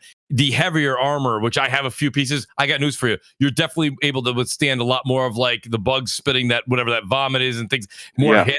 You can handle that, but my God, when your squad is like lengths in front of you, and you've got to legitimately like chug along to catch up. I prefer the light or medium armor myself. But again, these are the only thing that changes is the armor. I do want to make that clear as well, because the helmet and the cape are purely cosmetic. Cosmetic. Yeah. All right. And the other thing too is that I just want to say how this game could be pay to win. Okay, so number one, to answer the question, it will be if it turned you into a god unto yourself, right? If you just completely broke the balance and you could wipe out the map by yourself, that's how it will be pay to win. Number two is if it gave you Kratos armor. Okay, and of course this is a Sony game. Don't forget that this is a third person over the shoulder. It needs a bow and arrow. Okay. That's the thing. All right, it needs to put one in there. It's a Sony template. It's got to be in there. So as soon as it gets a bow and arrow, that'll be pay to win, and you just get Aloy's bow and arrow, and that'll be that. Okay, because listen, if she can fight robots, these bugs have no chance. Okay, so get me an Aloy bow in there, and we should be fine. So that's why. Speaking of those robots. Oh my God, those robots are relentless. But that's why, bro, them robots, those Terminator robots, them things are relentless, bro. Yo, with the two chainsaws, chase at you, man. It's crazy. But that's what I was mentioning. Like, is this conversation really just a technicality? Like, are they people just technicality? Like, technically, if you buy something and it gives you a perk, then it's pay to win, right? Because traditionally, the argument of pay to win was literally competition, right? Like, I think one of the biggest, most egregious games that did it was Battlefront 2. You remember that? Yeah. When they had Boba Fett with that perk, oh my God, that dude was invincible, and it was like day one. And everybody's like, yo, who bought this? And it was like $50 or something. And like Boba Fett flying, you couldn't stop him, right? So I always thought like, okay, I think that was like the traditional gripe of pay to win. It was a competitive level. Other games, like for example, would Shadow of Mordor, is Shadow of Mordor considered pay to win? Because if you remember that game, you can buy orbs or whatever to level up faster. But nobody really called that game pay to win. They just called it a cash grab, where they made the game excessively long to force you, or made you feel like it made it harder. So that way you can buy and buy levels. But nobody really called it pay to win. And it was a single player game too. And it was a single player game, but nobody called it pay to win. Everybody just called it just. A Puerto Rico, they'll co-sign Diablo. They'll co-sign Diablo, where Diablo, the first day I booted up Diablo, they had a $30 armor piece that made all the armor that you're grinding for and looking for in the world obsolete. It looked better. It's just I feel like people just pick and choose what they want to spend money on, and what is a viable option to them. Like, oh, that's pay to win. This is not. This is like, bro, in Fortnite you can skip the whole battle pass, although it's all cosmetic. Like, you know what I mean? But people still pay that, and still they buy it happily, and they pay it happily. Call of Duty, you go down the line. Halo Infinite, you can skip the whole battle pass. I know it's all cosmetic, but we're talking about a co-op PvE shooter. What I do in my how the fuck if I have a cool gun, or a cool armor set. How the fuck does that affect your gameplay in your world? Tell me. Right. Yeah. It don't. Zero. It has zero effect on you. What do you care what I do? Do I tell you how to spend your money? Oh, what you doing shopping at Stop and Shop, bro? You need to be shopping at Publix. Like, I don't tell you what the fuck to do in your world. This is my fucking world. Stay out of it. That's it. Ooh. Yeah. Hey, Blaze, you let them know. All right. So now, all right, ladies and gentlemen, we got over 600 viewers. Please hit the like button. We got a great panel. Now it's time for the Super Bowl. All right. Uh-oh. All right. This is we all been waiting for, right? This is the gut punch. We talked a good, like, I think we took a good hour and a half. Nearly 2 hours. Jesus Christ. On You guys just want one to game, talk about your which game. is amazing. Jesus. Are you gamers? Like, What we the fuck actually is talking it? about games, right? Jesus Christ, for an hour and a half on the podcast. This is why I got Mooch here, because I know Mooch is 10 o'clock. I understand. Thank you so much for being here. Right? East Coast, baby. What can we do? It's late right? over here, but we'll make it. This is our year as Giants fans. This is our year, brother. That's right, baby.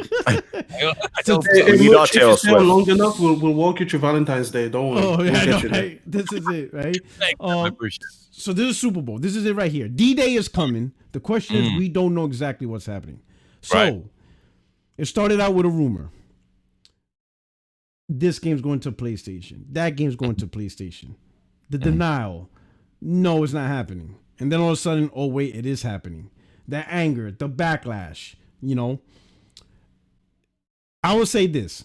All last week, and I think Mooch, you can see this, I haven't seen in years the Xbox community talk about how important the console is.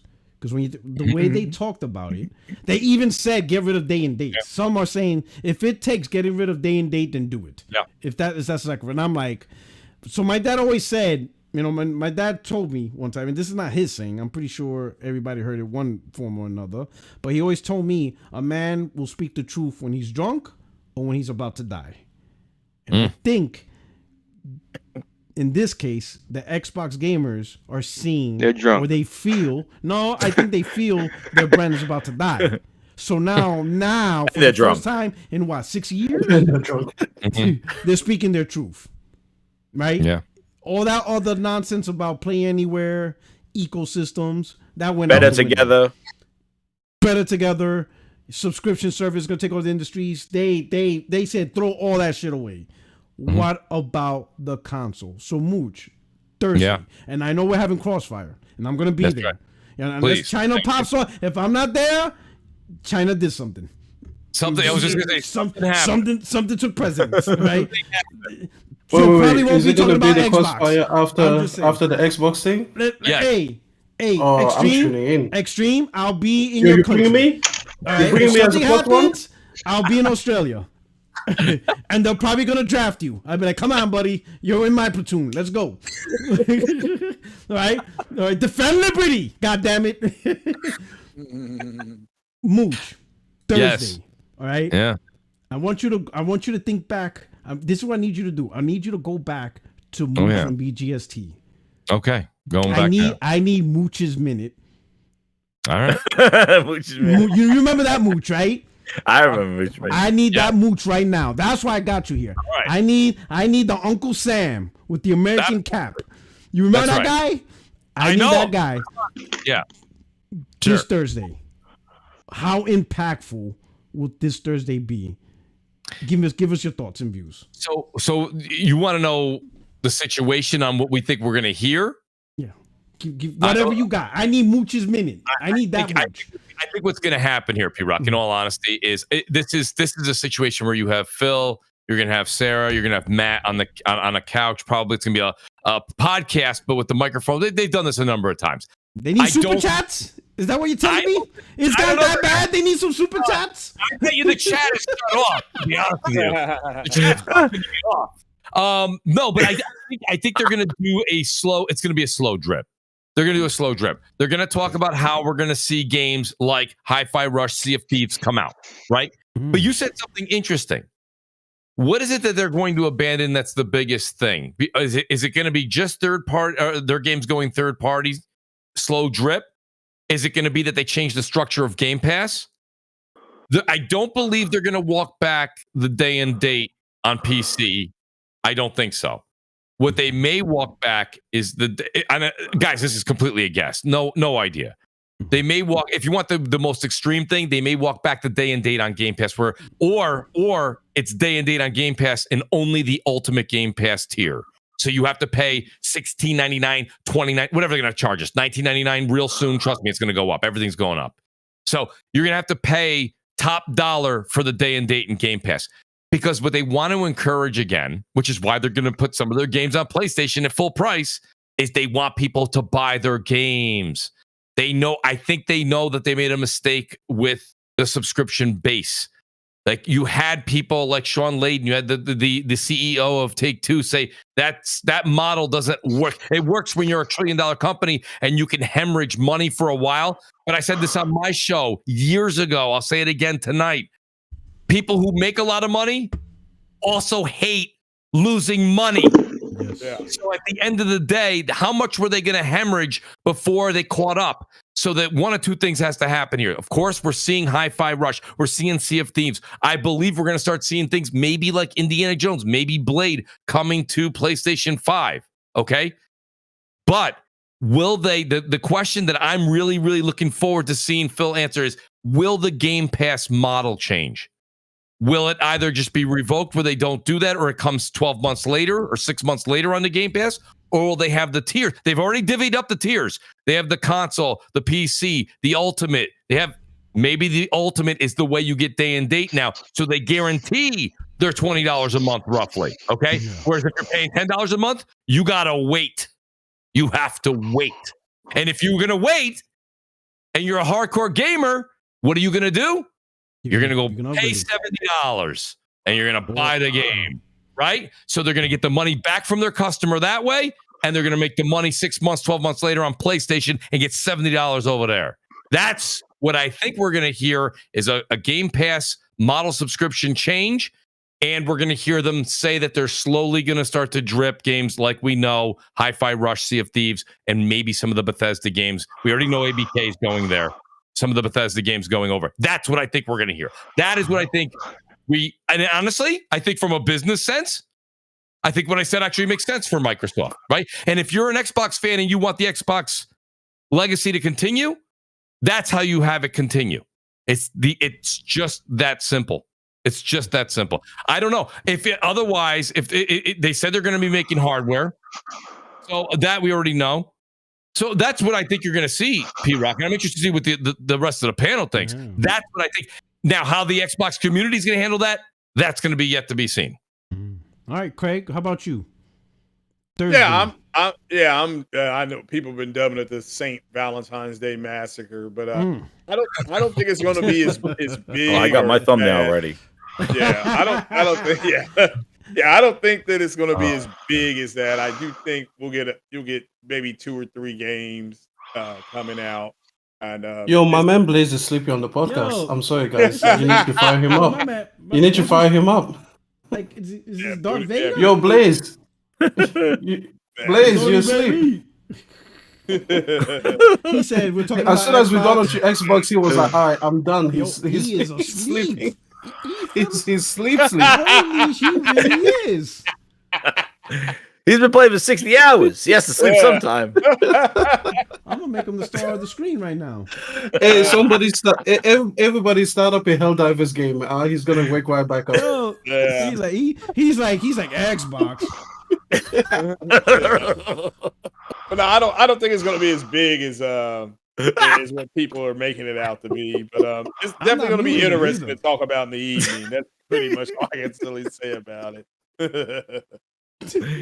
So what do you think? So hold up, you don't think it's gonna be that big? So then what's the whole spectacle? Because like they've been like the community's been on fire for the last week. This is hilarious. I'm not muting them either. I'm leaving it alone. This is hilarious, and it's like getting worse. Dude, that's his prediction for the show. Because we don't care. We don't care. This is hilarious. Hey. You know what's funny? That's probably the same way. That's probably the same way Jim Ryan reacts to Xbox news. He's like, he has it set to his image like moves. So like every breath, the thing moves. Yeah.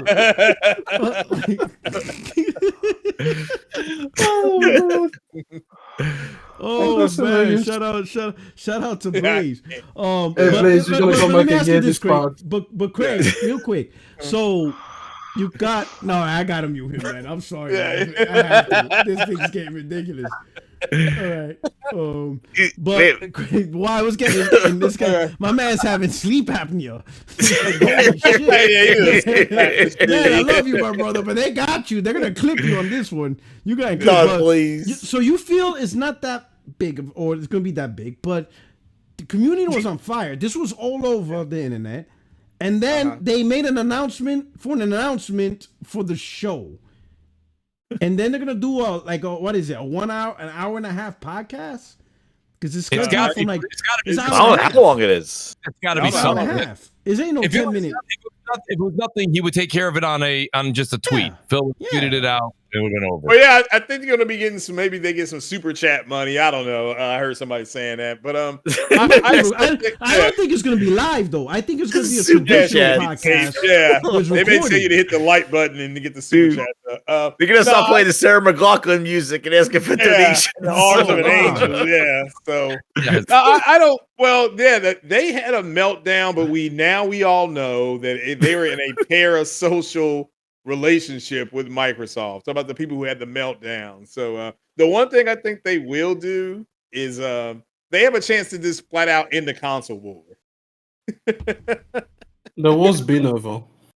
Yeah. Okay. It's just that some soldiers didn't go home. You know, like those Japanese soldiers. Yeah, come that home, were hiding Rainbow. Yeah. in the forest, and they don't believe the flyers. They're like, nah, this is a propaganda. Yeah. Yeah, we'll see. I got to jump off though, because my movie starts in like another 30, 40 minutes. So all right, enjoy your movie, brother. Yeah, it'll be fun. Let me do the super chat, then I'll get to Extreme.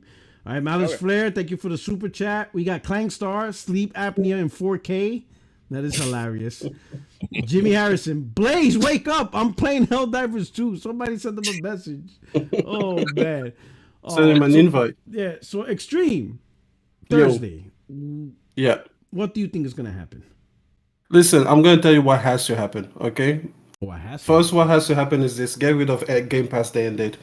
Game Pass Day and Date was always a stupid idea. I'm sorry, it always was. From the very beginning, I have been on this since basically I ever had an opinion about anything. Because when you look at the budget of these games, when you look at what these games have to sell, when you look at what it does to the mentality of the population, because now you have brainwashed people into thinking that, hey, if I can have your first party AAA quote unquote bangers for this amount of money, then why would I go and spend why would I go and purchase something else?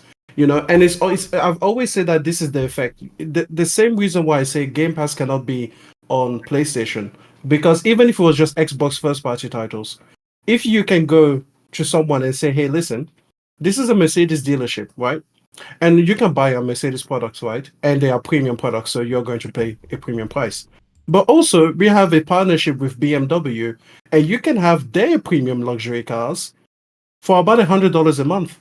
Then it'll be like, okay, cool. That's cool. I am interested in the X5. But what about your GLE? I want that one. And you're like, yep, that's $55,000 to start. And you're like, well, why don't you give me the $100 per month deal that they are giving? And then you'll be like, no. With our product, you can't do that. And then you'll be like, wait, so with your competitor's product, I can have it on a subscription service through your store, but your own product, I have to pay full money for? And you're like, yep, that's the way we do it here. It never makes sense. It never makes sense. So you are training people to expect a certain amount of quality or perceived value for a low price. And the problem is that when Xbox did it, it obviously did not stop at their own games. When they say first party day and date, they meant it for themselves and for a few, third party deals that they were going to have. But that's the problem. In the consumer's mindset, you are already giving me your premium stuff for a low, affordable, accessible amount. So why would I ever pay for anything else at a higher cost. Like, why would I buy an Elden Ring? You know, why would I buy whatever other game? You know, a Gotham Knights or a Suicide Squad or any other game that has come, because I've always, it's just like the Mercedes dealership giving you the, you know, the low discount on a BMW car. It's like, yeah, sure, I can get that, but now that I'm accustomed to this, I'm not gonna come to your premium vehicles and be like, oh yeah, for you, I'm gonna make an exception. No, I'm already in the mindset that when I come to the store, I'm gonna go straight to the what's available for cheap section. So Game Pass day and date was always a problem, not because it would just cannibalize their sales as Xbox first party, but because it was going to customize their, you know, their fan base and their customers to just expect everything to be available through the service. So now it cannibalizes the third party sales as well. That's important. That's important, Emma. I just want to piggyback on what you're saying, and just to give you proof. So what happened was when Game Pass went through that little bit of lull there, when they went through that lull and didn't have the first party games, remember they went and got Outriders. They put MLB. Yeah. So they started to train everybody that was a consumer of Xbox games to say, hey, don't even worry about first party. We're going to throw some third party in there. Just to give you an idea, Paul Tassi, shout out to Paul Tassi at Forbes. Suicide Squad Kill the Justice League PS5 players dwarf Xbox and Steam numbers. So he even says in his article, it is alarming that a game that didn't even do very well is being outsold tremendously. The numbers, you guys seen it throughout all the games that have gone out there third party now I'm talking about. They've been lopsided. The teeter-totter is completely messed up. It's not even close to half.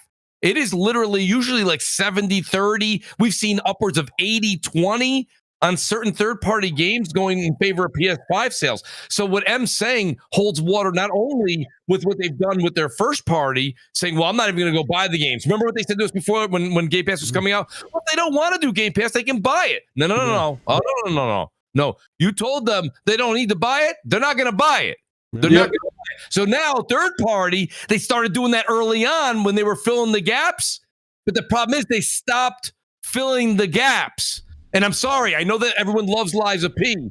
The Lies of P is not a big enough game to get word of mouth, to get people to subscribe or continue to hang on to Game Pass. It's not. It's just not that big of a title. So Suicide Squad, another example game that's not in Game Pass, but it shows you how people on the Xbox, they're not buying the game. They're not buying. And that game didn't do well. But that's Forbes right in the article. And it's happened on the lopsided side of a lot of the different third-party titles. So, Em, you're right. That's been one of the bigger issues with Game Pass, beyond just are they populating it with enough first party? Yeah, and I mean, Mooch, you love restaurants, right? Imagine if you went to a restaurant, like a high-class restaurant, his favorite, and then oh no, and then they tell you, hey, here's our menu. You know, if you want the entrees, that's $35. If you want the mains, you're talking about $85. You want a steak, yeah, that's $400. And then you're flipping through and you're thinking, wow, these prices are really something. And then you get to the last page, and then they're like, hey, available for a membership, and you're like, oh, what's this membership? And they're like, well, for $6 a month, you have this menu. And you look at the menu and you're like, wow, there's some really good items in there. Some of these are trash, but you know, there's some items that, wait, I recognize this. This comes from the other guys down the street. And you're like, yeah, we're doing a cooperation with them, you know, kind of partnership thing. And then suddenly the steak is available for $20. Why would I buy your steak? Yeah. Well, I can pay $6 you know, like this low price. And it's like, no, like every time I'm going to come here now, I'm going to flip all the way through the end because I still have your ambience. You know, I still have the venue. I still have the cachet, the status, whatever it is that you promote as an establishment, as a physical location. I can still bring my date here. And then I can feed her for the cheap. Like, why would I go and then be like, and then imagine if you take that option away. Like, now I'm used to a whole complete different experience. I'm not going to be, and again, I'm going to be very like confused. Like, wait, why would I? But that's not your stuff. Like, why isn't your stuff available through your own subscription? And that's what PlayStation will get if they got something like Game Pass on there. People will be like, wait, how come I can play Halo through Game Pass, but I can't play God of War Ragnarok through PlayStation Plus? Like, they'll be like, wait, but it's on the PlayStation. Like, what are you doing? it will be such a mindfuck as a company trying to justify this to your fan base. Like, yeah, our product, yeah, that's the good stuff. But those guys, they kind of make good stuff too, and we cater for them. But you can have it for no, you would never allow such a thing. And like we said, just when it comes to Xbox by itself, Game Pass day and date is the moment that the Xbox died, because it was never going to work. And then another point that people, and I think Mooch, you said this plenty of times, we do not consume games the way we consume music and TV and shows. Those are very transient experiences compared to games. These are like, and most the movies are 3 hours, which is nothing. That's a tutorial or some Final Fantasy games. That is like Death Stranding opening cinematic. Like, it is nothing compared to games. And the thing is, people play one game at a time. I'm sorry, I know that there are some multi-disc changes, guys, where you're like, oh, I got 5 games running. You're playing them wrong. First of all, you shouldn't be doing that. But second, you are thankfully a minority. The majority of people have one single player game going and then maybe one multiplayer game. And that's all they can manage at a time. So when you have a game like Starfield, that is going to take you 400 hours, 500 hours. Guess what? You are lowering the value of the entire catalog you're leaving behind. The amazing value that Netflix and Spotify bring is that you actually have a decent shot of experiencing a good amount of that catalog, or at least a good amount of the part that you would want to experience within a short period of time. Like within a month, you can line up maybe 3 seasons of the different shows on Netflix, and you can finish them. For gaming, that'd be one good game. Like, especially if you want to invest yourself. Like, imagine if Helldivers was on PlayStation Plus, and then that's all you're playing for the next 7 months. You might be like, great, Emmanuel. Financially, it works out in my favor. Even if it did, fine. But the point is that the other 499 games, they're doing nothing for you.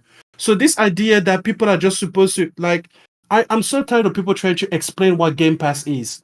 We all understand what Game Pass is. That back catalog, that 500 game library, it is not as valuable as 500 shows on Netflix. Stop trying to equivalent it. Just stop trying to make it equivalent. Okay, stop trying to do that, because it's not the same as 500 artists on Spotify. Because if I have 500 artists on Spotify that I wanted to listen to, within a month I can listen to 50 of them, and it won't even be hard. It won't even be difficult. For music, I can do that anytime. I can do it while I'm driving. That take off like 30 artists easy. I can listen to the entire discography from like 1998 till now.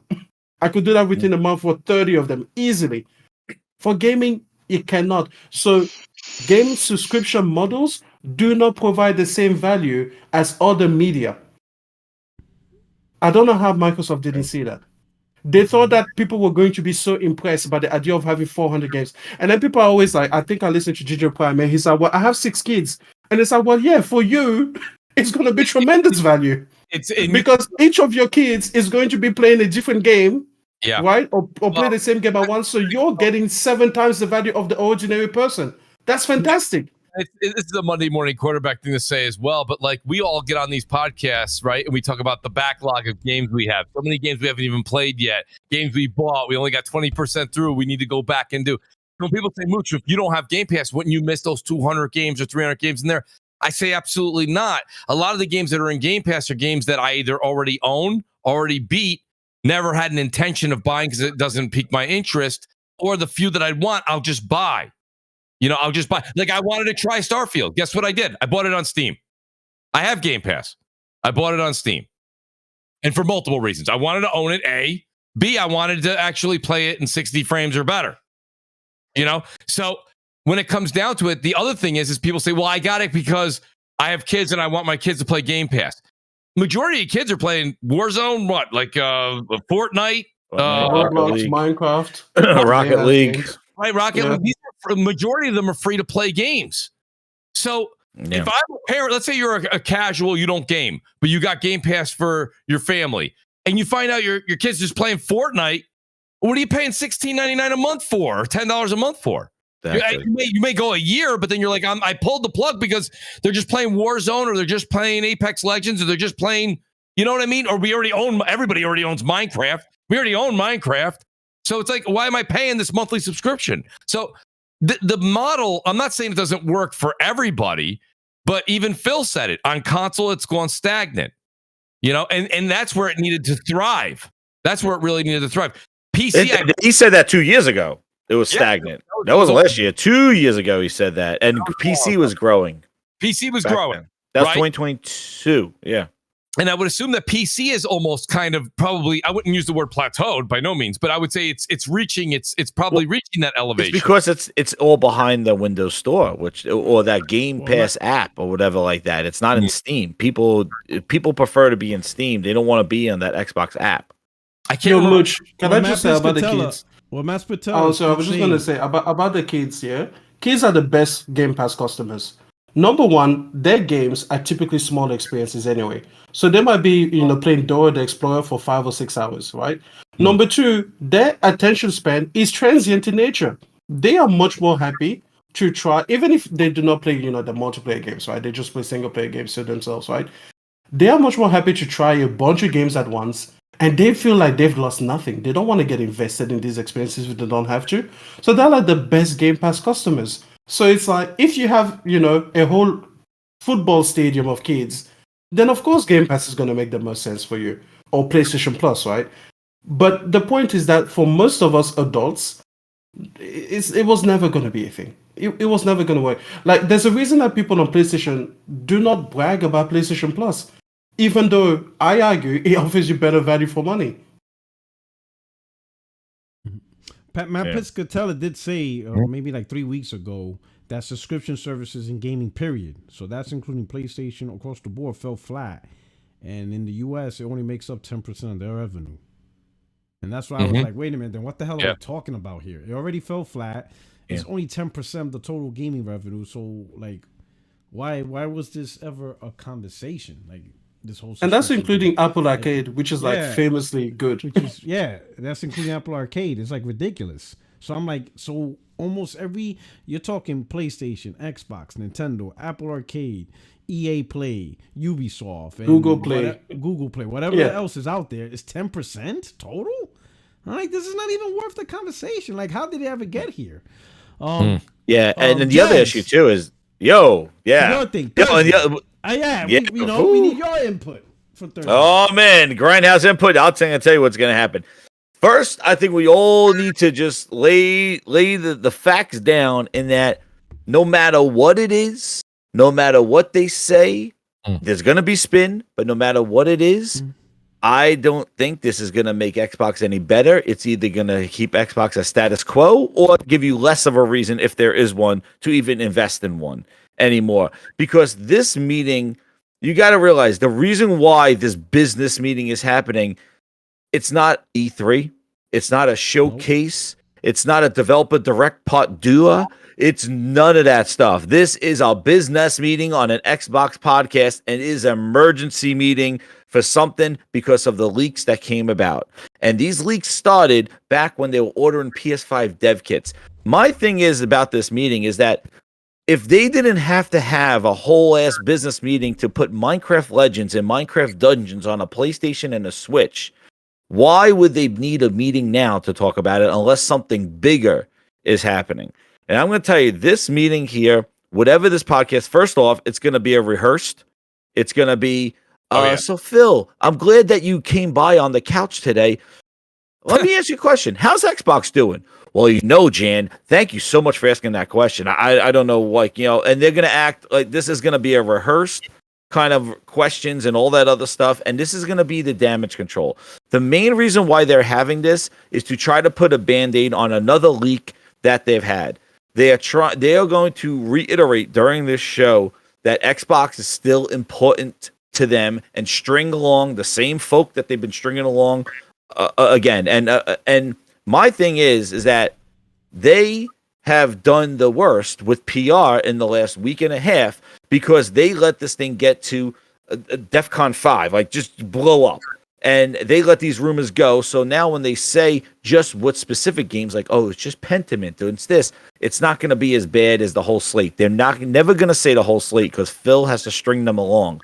So what they're going to do is they're going to deflect during this call, during this podcast. They're going to talk about Project Brooklyn, which shame on them for calling it my birth city, my birth borough, goddamn trash box.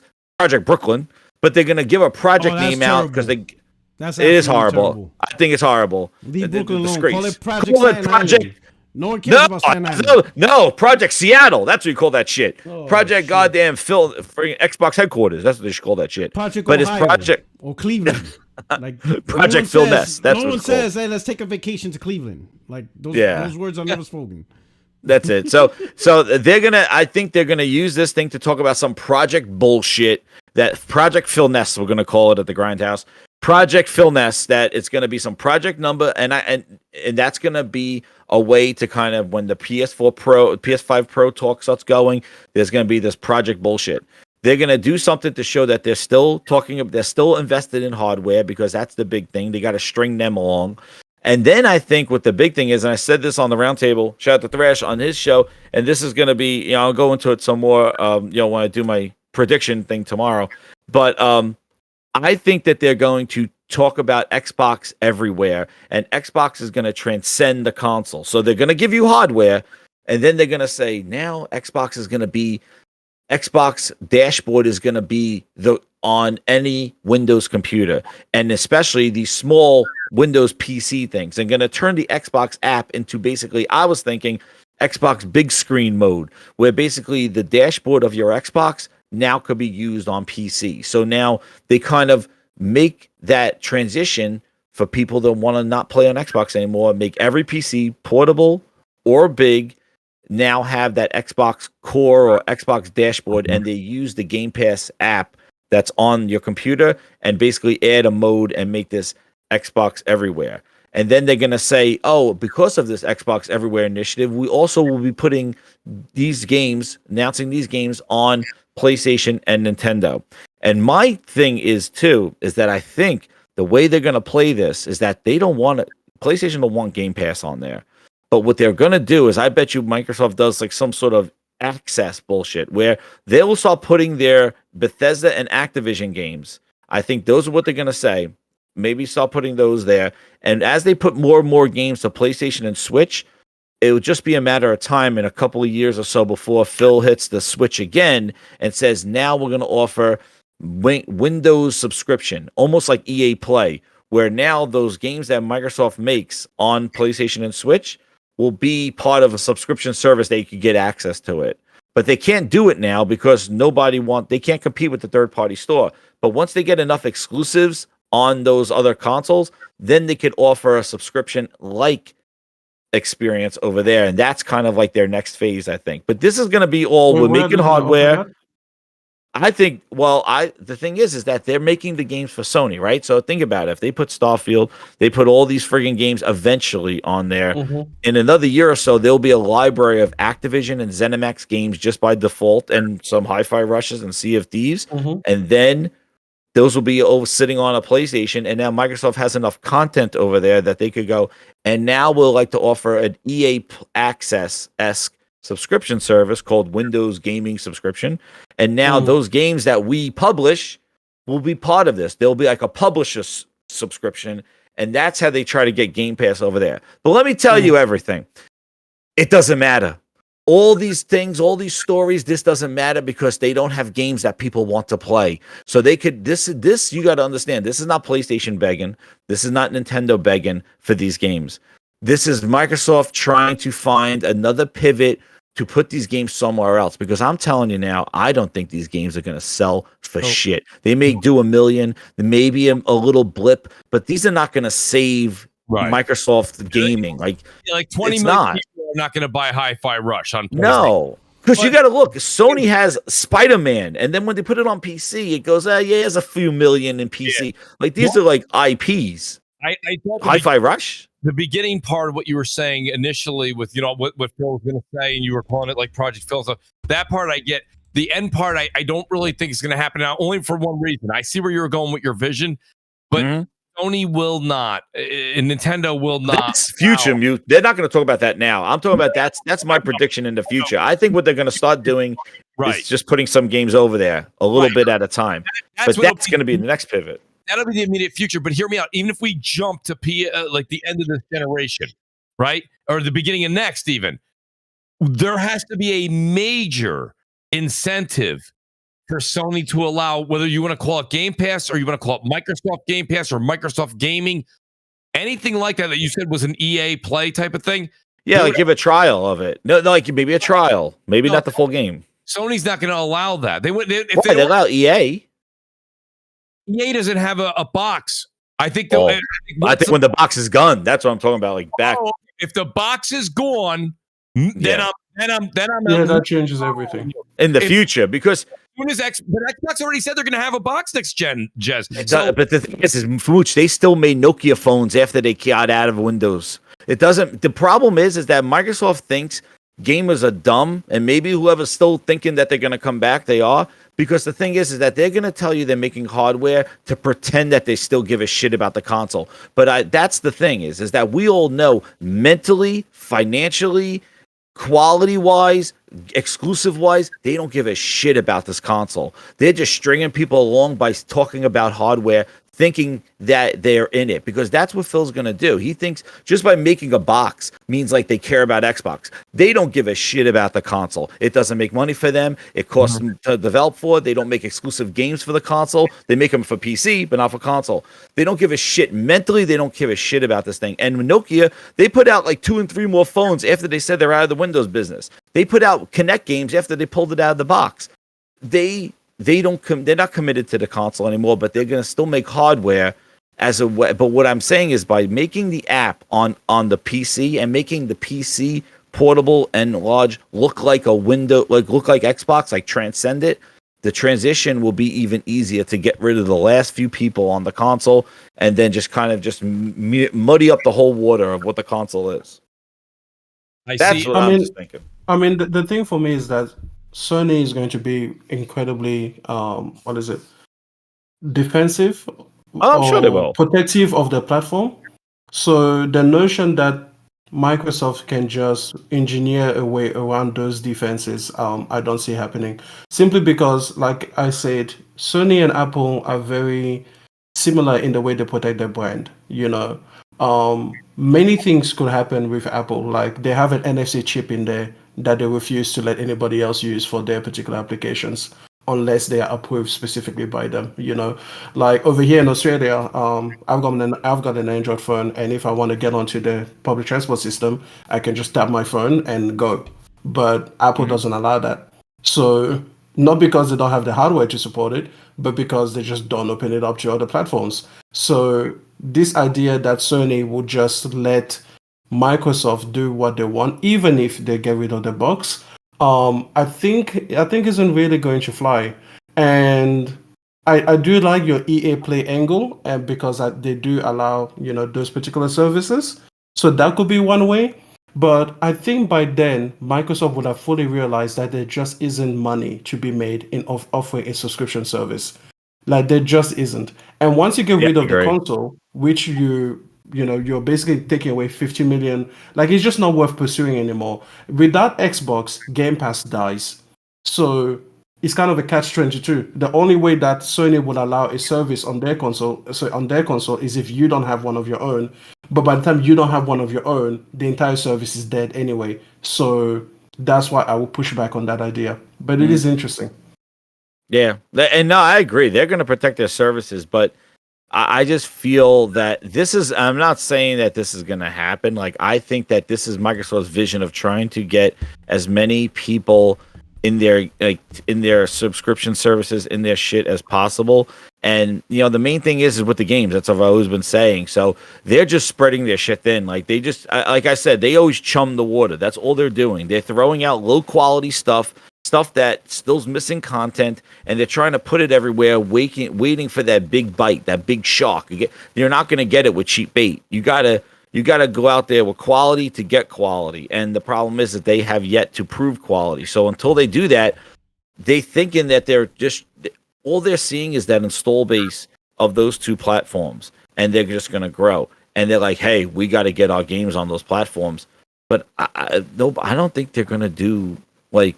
I don't think they expect it to sell crazy. I just think that that's why I think this meeting is really have to be had, because they're going to say we need to put our games everywhere because they've spent so much money and they got to maximize their spread in order to try to get back as much money as they can for all the money they laid out. And I think that's why this meeting so urgently is coming about, is because they're changing their vision as to, we can't keep everything under our helm. We need to really put it everywhere in order to try to get the money back, because the money we spent so fast in such a short amount of time, we need to get some of that back. And I think that's where this meeting is going to have that negative part of it, but he's going to spin it the way they do and talk about hardware, maybe introduce Project Portable Xbox, like the new Asus 2 Ally will be called branded Xbox or something like that. But I think they're going to do something to transcend Xbox off the console during this meeting. I think that's what the vision of Xbox still lives on outside of the console. Sorry to interrupt. Piyok, he's still sleeping. Don't bother. Don't bother. You hear him? He's still sleeping. Yeah, we can hear him. Hey, Blaze, how do you feel about Xbox? Okay, very noted. All right, so thank you so much. So here's my you can say prediction on my outlook. I'll answer. I'm just gonna go out and straight say the so what. In my opinion, Microsoft has made the decision to put their games on PlayStation, right? It's no secret we heard Tim Stewart talk to investors, telling them the way forward. It's no secret we heard Satya Nadella to the shareholders in the annual meetings, where he said they now have the ability, to make games for Xbox and consoles. And then you hear Phil talking in the Pacific, in Japan, saying that, hey, PlayStation and Nintendo, you should look at them as also as Xbox gamers. They already said this. It's for whatever reason, people hear those words, they're trying to alter it to fit their own personal, what they want out of Xbox. Oh, it's only this game, it's only that game. In my opinion, come Thursday, if they mention games coming to PlayStation, regardless of how they word it, well, we're trying out these few games, and they're trying out that, they're just, the audience for this Thursday's podcast is the gamers. So they're going to talk to gamers different as compared to when they had the conversation last year with shareholders and investors. Remember, Tim Stewart was at a Wells Fargo summit. He wasn't talking to gamers. He was probably talking to an audience that don't even play games. He's talking to investors, people interested on how Microsoft's going to make more money in this multi-billion-dollar industry. Satya was talking to his shareholders in the annual meeting. He wasn't talking to gamers in the sense of, hey, this is how we're going to make sure your gaming is great. No, he's talking to investments, how they're going to make more money, things like that, right? This podcast, they're going to talk to gamers, so it's going to be a different language. They're going to say words that's going to be comforting, but it's going to be like, we have to give a little, right? And the gamer's going to take it like that. So that way, gamers could walk away and say, well, it's only going to be Hi-Fi Rush. It's only going to be Sea of Thieves. Maybe a live service games. So they could latch on to the hope that there's going to be exclusives for their console. I'm telling you now, it's all games. And I'm going to tell you why. I'm going to tell you why it's all games. From a business sense, try to explain to an investor, right, or the shareholders, anybody who's a decision maker, the logic of, A, to make Xbox grow, we're not going to go with the full suite exclusives. We're only going to give them half. And if I was a shareholder investor, I'm thinking, wait a minute. So you're going to give up partial exclusives and you're going to do what with it? So the few exclusives you're going to keep, what is that supposed to do? What answer is there? Are you going to tell me a partial set of exclusives is going to sell consoles when the full set of exclusives didn't? Like, what's the strategy of not putting all games on PlayStation? Like, what are you trying to accomplish? Like, what is the legit business strategy of saying we're going to keep some games exclusive to Xbox and not all games? Like, what advantage does Xbox have with some? Because if the strategy is to sell console, then go all the way. All games should be exclusive. So me as an investor, I'd be like, let's say I'm not a gamer, but you're trying to convince me to this. I'm going to be like, I don't get how you're going to try to sell the console with some exclusives. Why not all of it then? If you're going to, what's the goal here? If the goal is, hey, we got to keep the console relevant, it's got to sell, then why are you giving up any title? And that's why I don't understand. That's why, in my vision, that the decision's already done. It's going to be all of it. How long have they been doing teeter-tottering for these many years? They've been saying, well, some, not all. Like, they've been messing around like this. Yeah, but here's the thing, though. It's called resources. You're not going to get 343 to start making PlayStation games overnight when they never did it. They're going to need the APIs, and they're going to have to learn the APIs. They're going to have to get the kits. And even then, they may not grow to do day and date. They may do what Sony does. Make the Xbox PC version first, and then port the PlayStation Nintendo version later. While your other developers, that's all, like Bethesda and ABK, they know multi-platform development. They've been doing it. That's all they know. They are legitimate bona fide third-party developers. So those guys, they could release Elder Scrolls day and date because it's normal. It's just another Tuesday for them. But Coalition, they never made a PlayStation game, at least as a developing studio. Maybe you have individual, people that they hire with past experience, but as a studio, they never were built to make games for Xbox, PC, Nintendo, PlayStation. So those studios, it's going to take a little time, right? Now think about it. Everybody already said pretty much, if there's one game that's definitely coming, it's Hi-Fi Rush, right? I think that's pretty much the one consistent game that everybody agrees is going to come. Why that game? Let's be honest. Sure, a good Metacritic, right? 87, I think it is, right? That's good. But it sure as hell didn't sell a lot. And even on Game Pass, maybe 2 million people played it? So it wasn't this huge breakout hit. It wasn't like this megaton system selling stuff. So why Hi-Fi Rush? Why that game? You want to know why? Because it's easy to port. It's a small indie. That game, they could get it out. A quick port within 3, 4, 5 months. Boom, put it on PlayStation. Yeah, same thing with the other game rumored is Pentiment, and that same kind of idea. Easy. Yeah. You turn that over quick. Now, a game like Starfield, if they canceled any production back in 2021, and now you tell Bethesda, hey, restart it, they're going to be like, well, we're going to need a year or a year and a half because you told us to cancel it back in 2021, so we did nothing. Now you want us to get it ready, we need a year and a half to have this ready. Okay, cool, take your year and a half. And then 343 is like, well, you want us to put Halo, we never made a PlayStation game. We're going to need the APIs, we're going to need access to servers, it's going to take us time. It might take us, how long you think, 2 years? All right. So let me ask you then, P-Rock. Are you saying to me that you expect all Bethesda games coming out from today on or from Thursday on will be on PlayStation at some point in time? Yes. Maybe not. I think everything. I think everything. The whole first party shebang. Everyone. They all gonna do it unless somebody could explain to me how. Listen. I understand from everybody. I get. Listen, you're talking to the console warrior king. I understand exclusive reporting to consoles. But somebody's going to have to explain to me, how do you have a conversation at Redmond and tell people we're still going to keep some exclusives? They're going to ask why. What are you trying to accomplish? What is the goal with keeping some exclusives? And to say because of the console, they're just going to be like, oh, you mean the console's nobody buying anyway? Exactly. That's just what I'm asking. I don't get the logic. Like, you got a bunch of old dudes on a table, and you're gonna tell them we're only gonna deliver some exclusives on every platform. We're going to keep these exclusives to Xbox. And when they ask why, what is the goal? What are you trying to accomplish by keeping some? Oh, we're trying to sell consoles. By keeping some?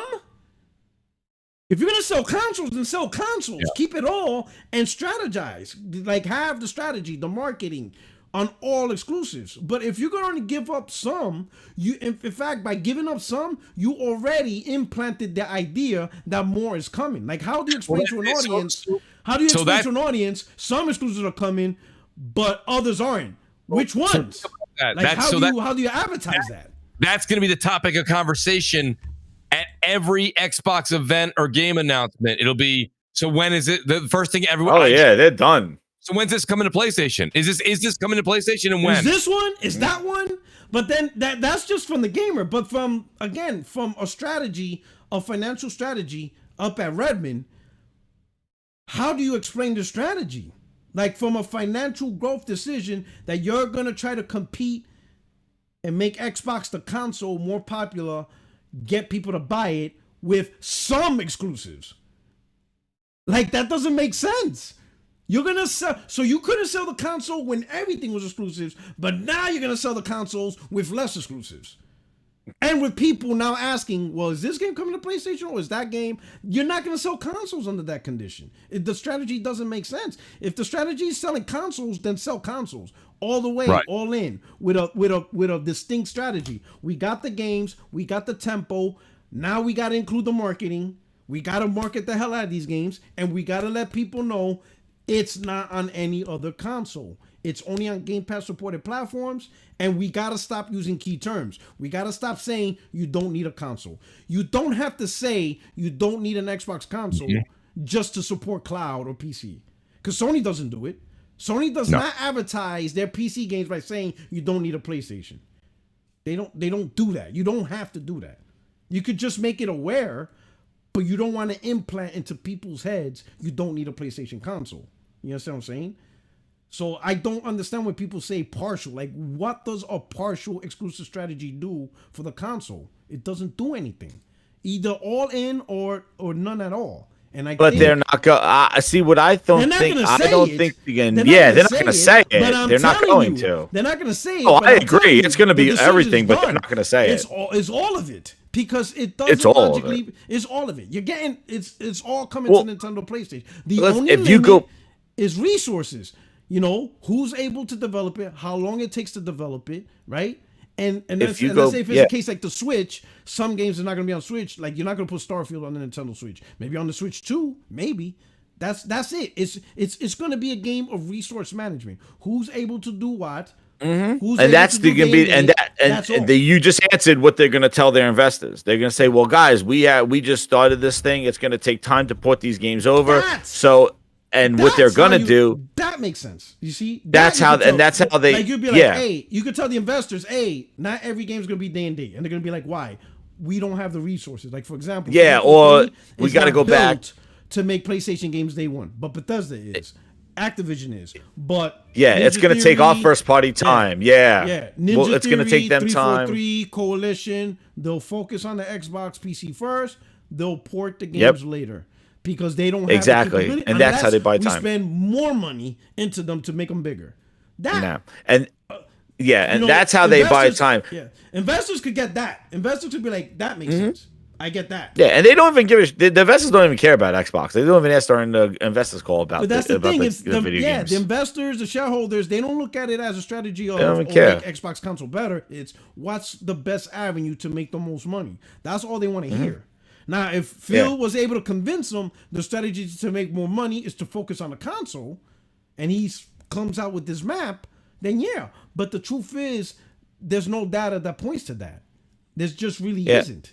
You know, even if let me ask you this. And Mooch, I want you to answer this question. And Jack, both of y'all. Even if Microsoft said, you know what? God damn it, we're gonna be like Helldivers. We are doubling down. We're gonna win some consoles. We're gonna win this console war. All exclusives, nothing on PlayStation. PlayStation gets nothing. Hell yeah, Tim Dog, we're doing this again. Here's my question: what does victory look like for Xbox? Like, what is this goal? Like, what you think Xbox now all of a sudden is gonna sell 100 million? Like, what's victory? Well, listen, what is victory? Hey-Rock, Phil Spencer came out on that XCast show and said, we just, we're not going to be able to, we're in third place. We're not going to be able to out-console PlayStation, Nintendo. They know that. So don't get me wrong. I always like to say, hey, hypothetically, if this happens, what's your answer? The thing is, that's not what they're going to do. They're not going to do that. But what I'm saying is, hypothetically, let's say if they decide to give it one more college try, what is victory for an Xbox console? It never sold 100 million, ever. You're third place in America, which means you're pretty much non-existent to the rest of the world. Like, what is like selling 80 million, 70 million? Is that victory? Well, right now the Xbox Series, the X and S are trailing behind the Xbox One at the same time frame. Exactly. Which was considered a failure. What's victory? By Phil. So the problem is you're asking like the question that there's no answer. That there is no victory. Exactly.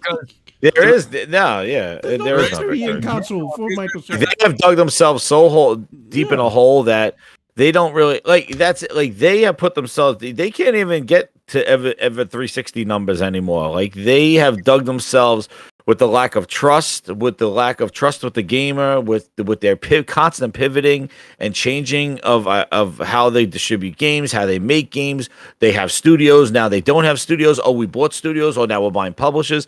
They have gone such a roller coaster of a ride. Like winning, I don't even know what it is anymore. I think what they're trying to do right now is salvage whatever kind of gaming footprint that they had.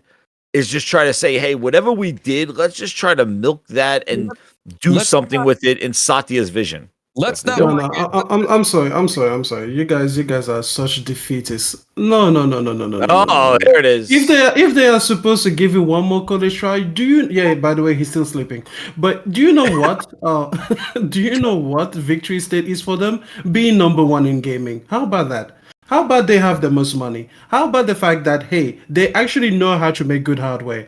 Get rid of the stupid decisions. Number one, get rid of Phil Spencer. Number two, get rid of Game Pass they ended. Number three, get rid of the Series S or whatever equivalent that was going to be. Just understand you've lost this generation. That's perfectly fine. But don't give up this generation. Build the runway to building up trust again. So build amazing quality games. Okay, go. That's fine, but that's fine. But that's you're painting a picture that you can't. So let me just break it down real quick. You said first, get rid of Phil Spencer. Phil Spencer's hosting the podcast, so he's not. Yeah, get rid of him. Get rid of him. Then you say get rid of Game Pass. He should be like, I am denouncing this one. Put Jazz. No shit. I don't run that shit. Put Porterwork. Put me. Put anyone who doesn't just believe in giving up. Don't put anyone that doesn't believe in giving up this console or giving up this console race. I'm sorry, but the thing is this, yeah?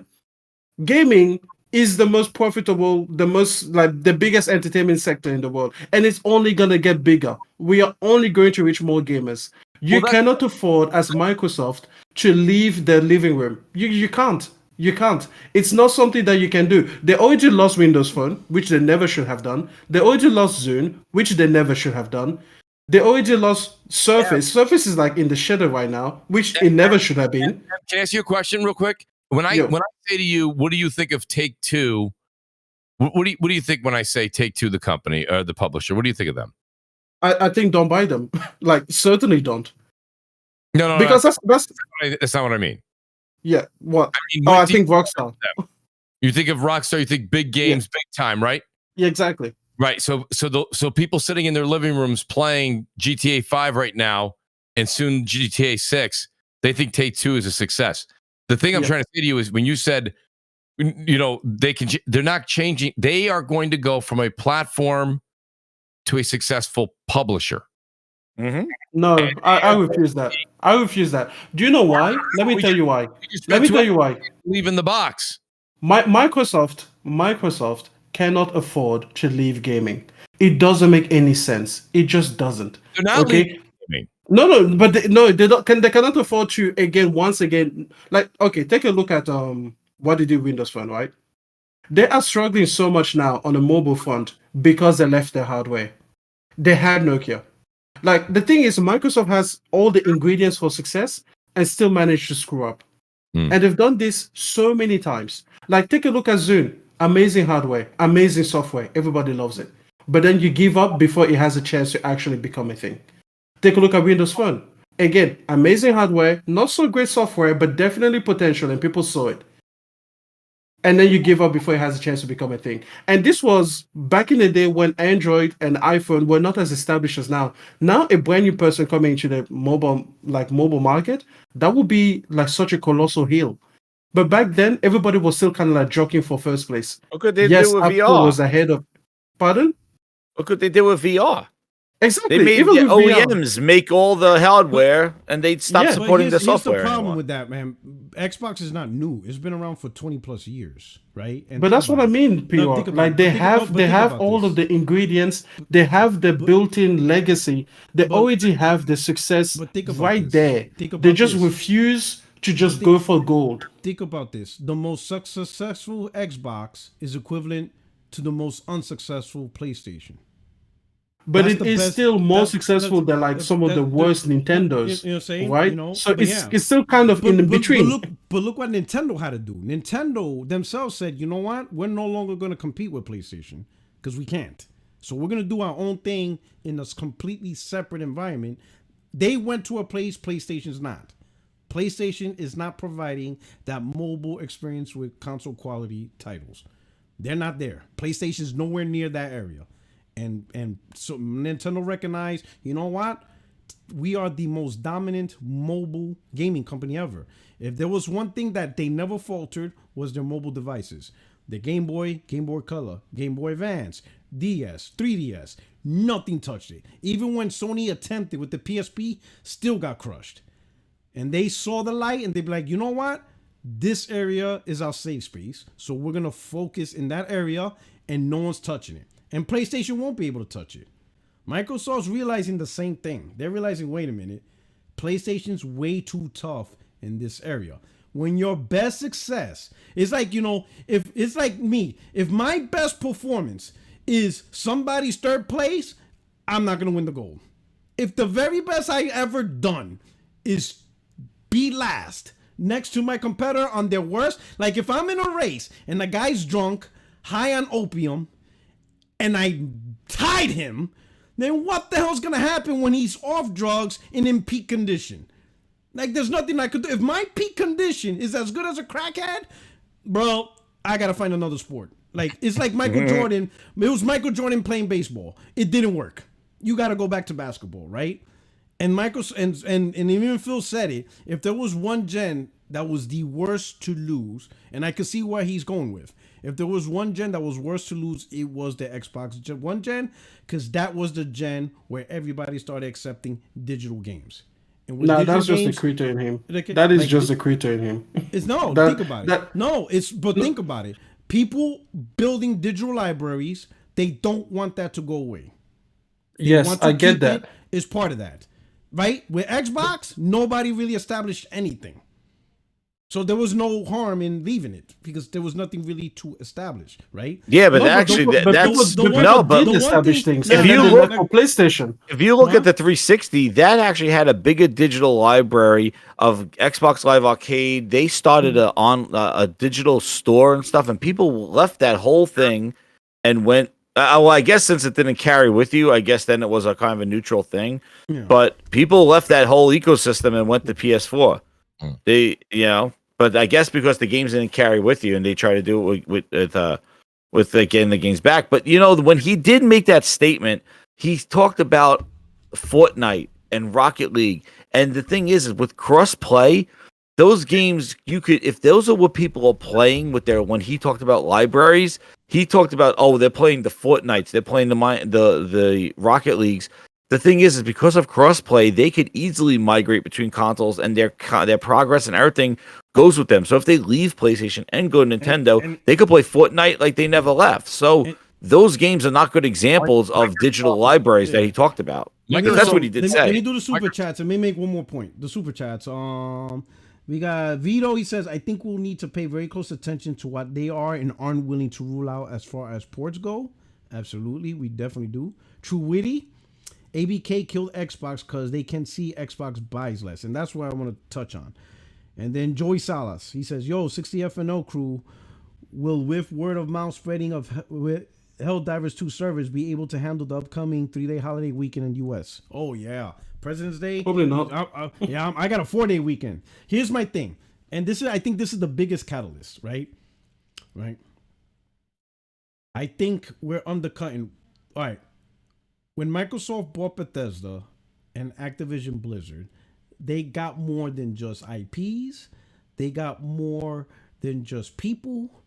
And they got more than just, studios that can develop great games. I think the biggest thing that they got was the books. The stuff Tim Stewart looks at, the stuff CFOs look at, right?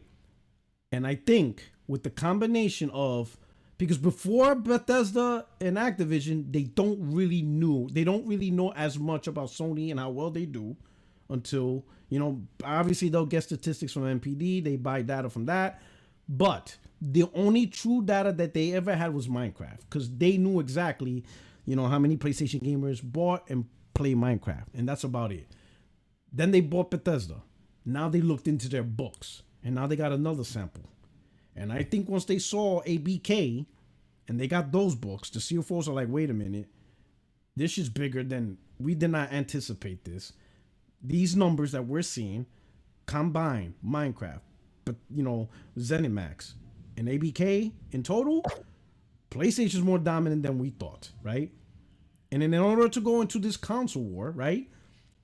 On top of that, you got $70 billion, right? And then apparently with extra stuff under the table, whatever, it was like 100 billion, whatever. Big Microsoft Corp is not going to let you be on your own vices no more. That type of loan, you could say, you're not on your own no more. You got a lot of people micromanaging now. You got big Microsoft micromanaging Xbox, in my opinion. You're not going to get $70 billion and Phil gets to do what he wants with it at this point. He made a deal with the devil, for a bigger goal. And I don't think investors are going to give you $70 billion and say, let Jesus take the wheel. They're not trying to hear that. And it's going to be hard. And I understand what you're saying, Extreme. But if I give you $7 billion, you'd be like, but we got to fill the console. I'm like, for what? For competition. You're fired. Security, beat his ass on the way out. To be fair, I agree with you. The investors don't, the investors don't care. And I hear the statements, and I get it. Competition, keep Sony in check. I don't think they keep Sony in check. I just want them to be the best. But you see all those terms, and I get it. But the investors don't give a shit about that. They only say, I gave you $70 billion. I want it back and more. How are you going to do it? You can't say the console. You're going to get fired. Yeah. How are you going to give me my $70 billion back plus another $70 billion on top? Because I gave you that $70 billion for a reason.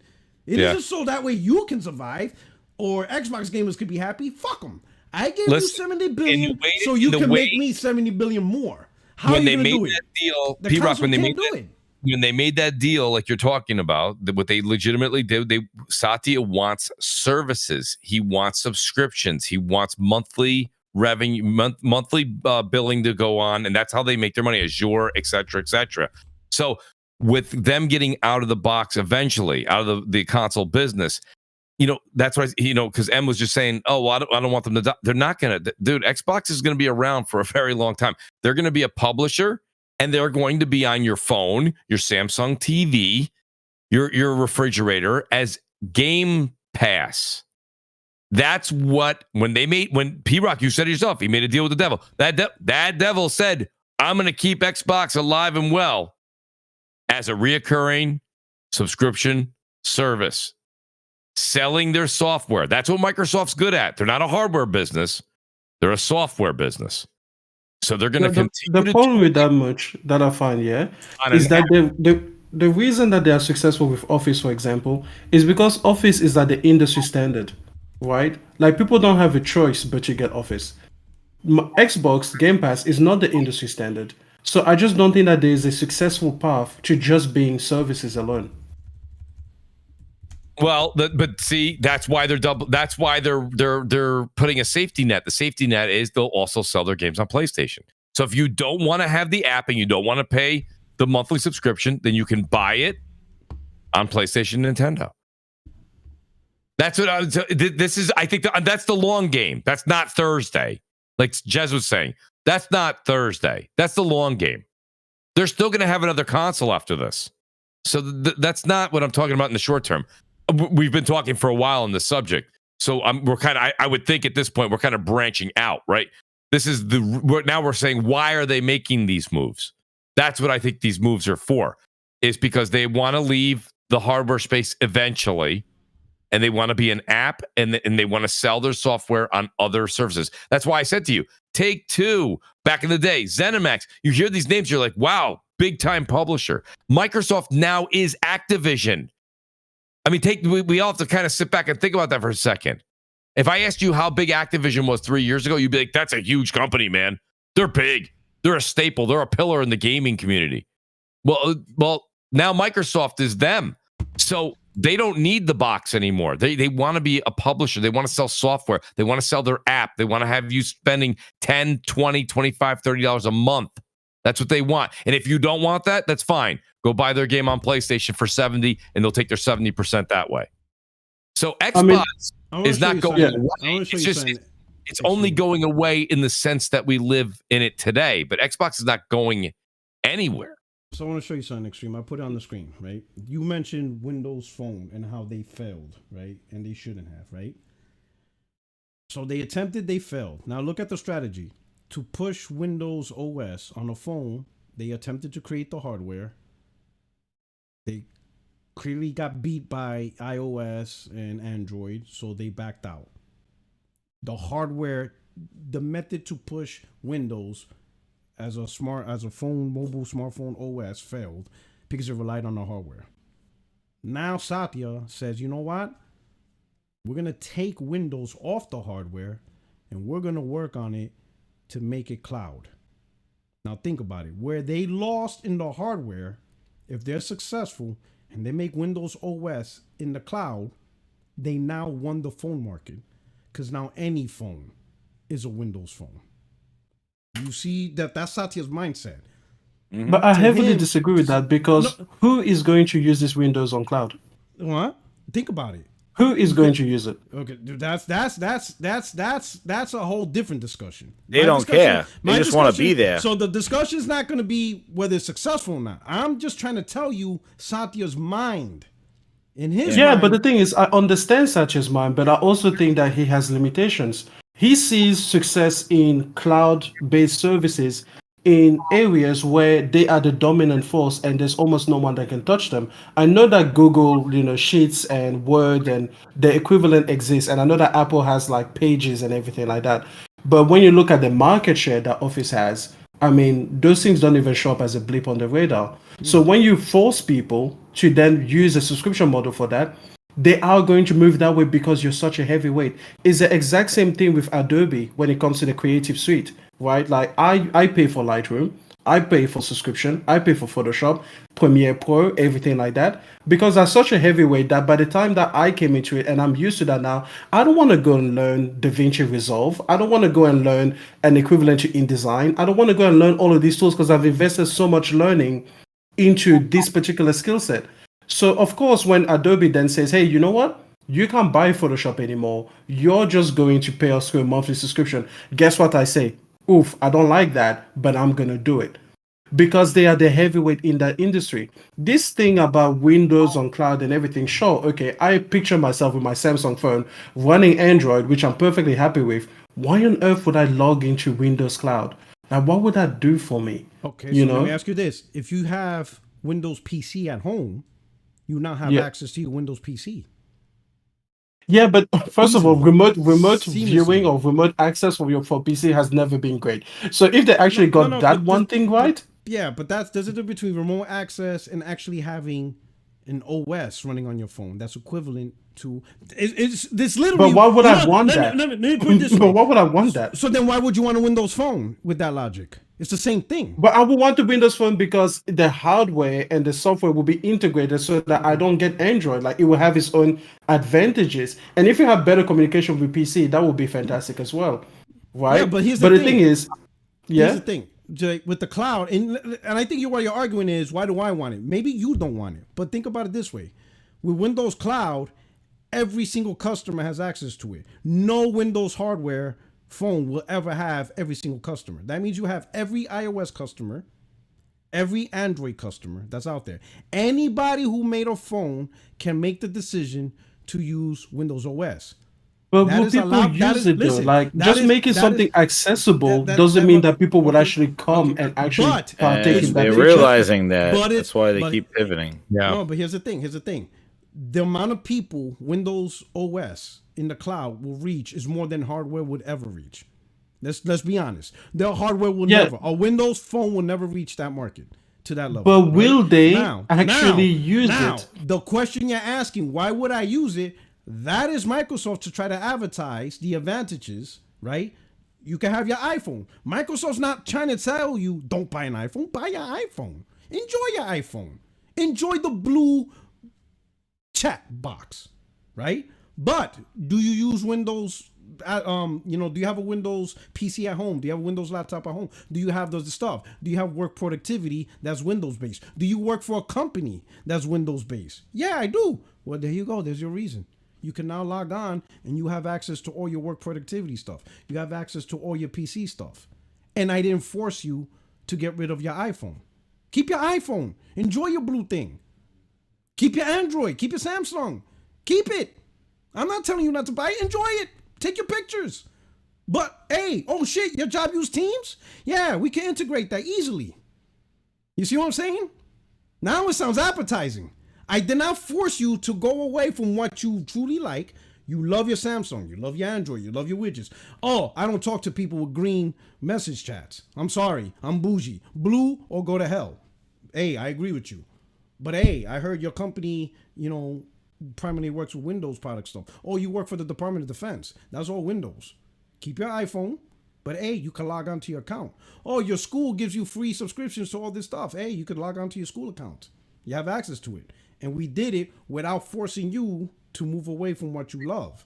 And that's Satya's vision. To him, hardware inhibits stuff. Because now, if he stuck with the hardware, he's going to say it's our hardware versus Apple's hardware versus Samsung's hardware.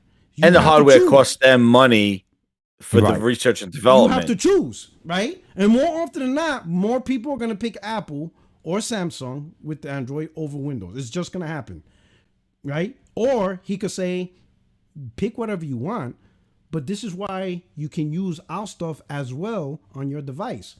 It has all these capabilities. It can help you in your work. If you got stuff at home, content creation, whatever you do on Windows, we're providing that OS directly to you, and we did not interfere, not for 1 second have you think that you have to leave the Apple ecosystem or the Android ecosystem, HTC Vive, or even the bullshit phone. And then the best part is, it doesn't matter what the spec is. Use your goddamn iPhone 11 if you want to. It's irrelevant. You can have a 7-year-old phone. It's going to work the same because it's powered by the cloud. So you don't have to have the latest tech. You don't have to have the most powerful phone. It doesn't matter who at the operating system. It doesn't matter who make it, what make it. It doesn't matter. You see what I'm saying? I mean, I will say more this. Successful with that one. As you've been talking, I think the real play here isn't for the customer, but rather for businesses. Because I can see businesses that are like, hey, listen, we just want to develop one platform. So we're just going to develop a Windows on cloud. And then we can distribute whatever hardware we want to our to our employees, right? Because businesses generally do not want to invest in a $3,000 laptop per employee, right? So they could invest in a netbook, put Windows on cloud, and then be like, yeah, you have whatever power we paid for available to you, because now the hardware doesn't matter. So I think from a business kind of like enterprise targeting perspective, now I can see the draw. Or alternatively for consumers, I could see that, for example, people on MacBooks, right? They might from time to time want to use Windows on their Mac because they have a particular application that isn't native on Mac. And so they'll be able to log on to the Windows cloud and then use that app through that virtual machine. So I can see more now than I did at the beginning. Yeah, it's gonna be on Microsoft to sell it on, like you said, that's always going to be the number one question. Why do I need this? But once Microsoft starts pushing its pitch, and they do all these beautiful looking, whatever, people are going to realize, oh shit, I can have Windows without actually having to choose Windows. Like I don't have to actually commit. I can stick with my iPhone. I can stick with my iPad. I can stick with my Samsung tablet. So Microsoft's not taking that away. And I think that's their mindset for PlayStation. Stay on your PlayStation. You're going to buy it anyway. You're going to buy the damn thing anyway. You're going to buy a Nintendo console anyway. Fine. Enjoy it. But hey, play our games too. Enjoy our games too. Yeah. And they always said, like, we are going to go where the game, like where the players are, like where the gamers are. That's why they moved from Windows 10 Store to Steam, because that's where the PC players were. They wanted to go to Steam. They weren't coming to their store, Windows Store. So that's what they went. And now they're seeing here the players have chosen for console spaces. They've chosen, Nintendo and PlayStation. We're going to have to go where the gamers choose. They're not choosing us. They're not choosing the Xbox platform. We'll keep it alive for whoever's left. We'll still make some hardware for those dudes. The last stragglers. Dude, yeah. The last 5 people. The last 5 people, we're just going to fade them out, and we're just going to go put our games on the other platform. And one thing I'll say is, look exactly like you were saying before about the whole slate stuff. If you look at how they made the migration to, and I'm going to cover this tomorrow too. If you look at how they did the migration from Windows Store to Steam, remember they started porting the older games like Rise, Sunset Overdrive. They started having somebody else publish those games. It was gradual. So they and it's like, wait, all these old Xbox One launch games are now getting ported over to Steam. What's going on? And then it took a matter of time.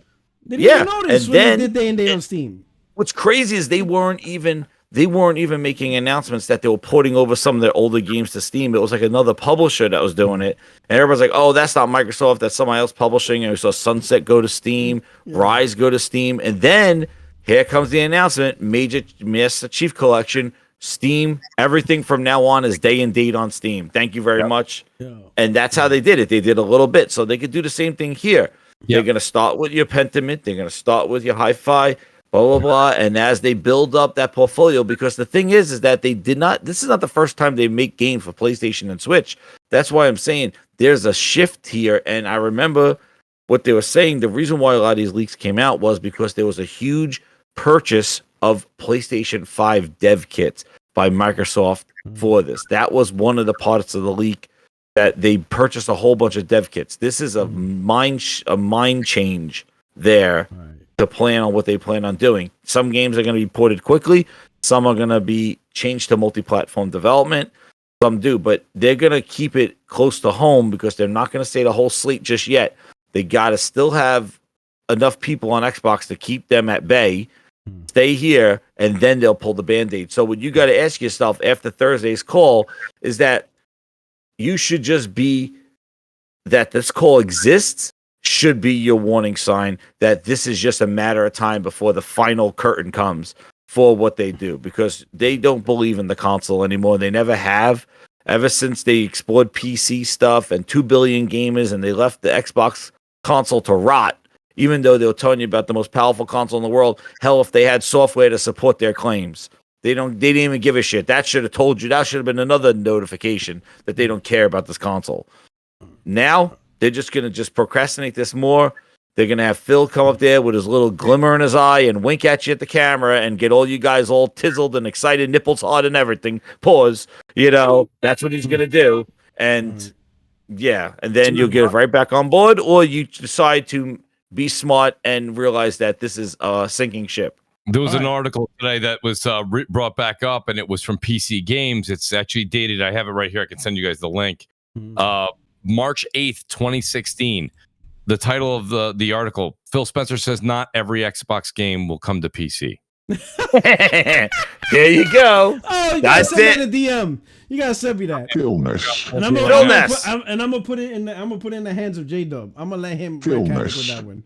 But anyway, hey, so to respect time, because I know East Coast is 11:30, so we'll start with Mooch. Mooch, hey, thank you so much for rocking out. Thank you so much for rocking out this late. I know you're yawning. I know you envy Blaze right now because he's having a good Blaze. Night. Oh, you could have been playing. We got Snooze 4K. Let's see. Hold on. Let's see if he's up.